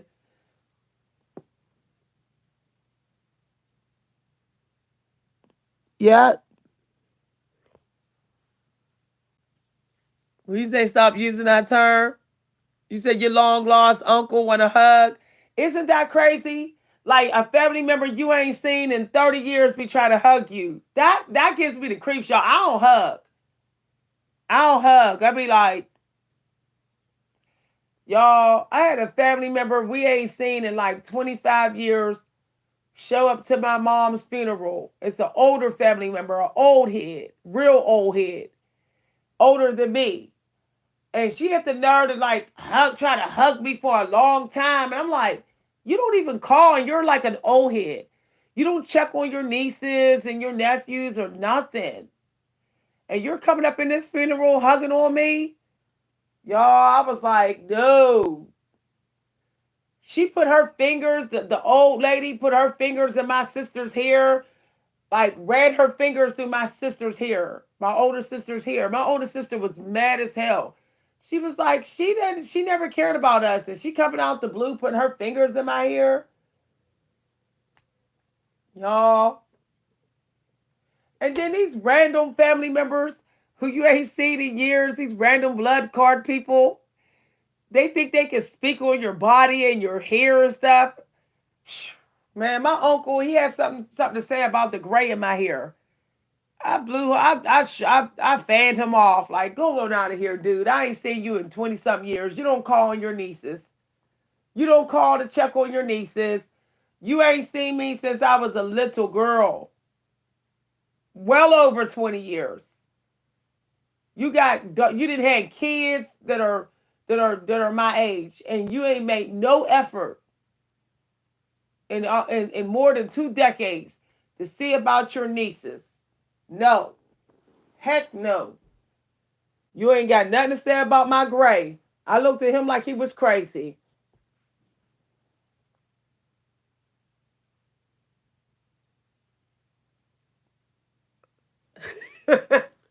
Yep. If you don't support me, let me tell y'all, I will hug y'all quicker than I will hug some of my family members, my blood family. No lie. I will hug a lot of y'all quicker because that's just how fake and phony a lot of my family members are. Very fake. I might hug them and have a spell work on me for a whole year straight. No.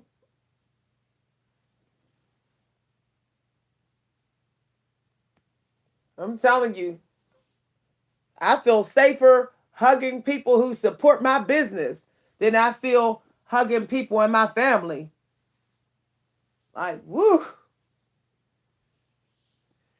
The amount of stuff I found out they were doing to me behind my back, I'm like, they can't, nobody in the street could do anything worse to me but kill me.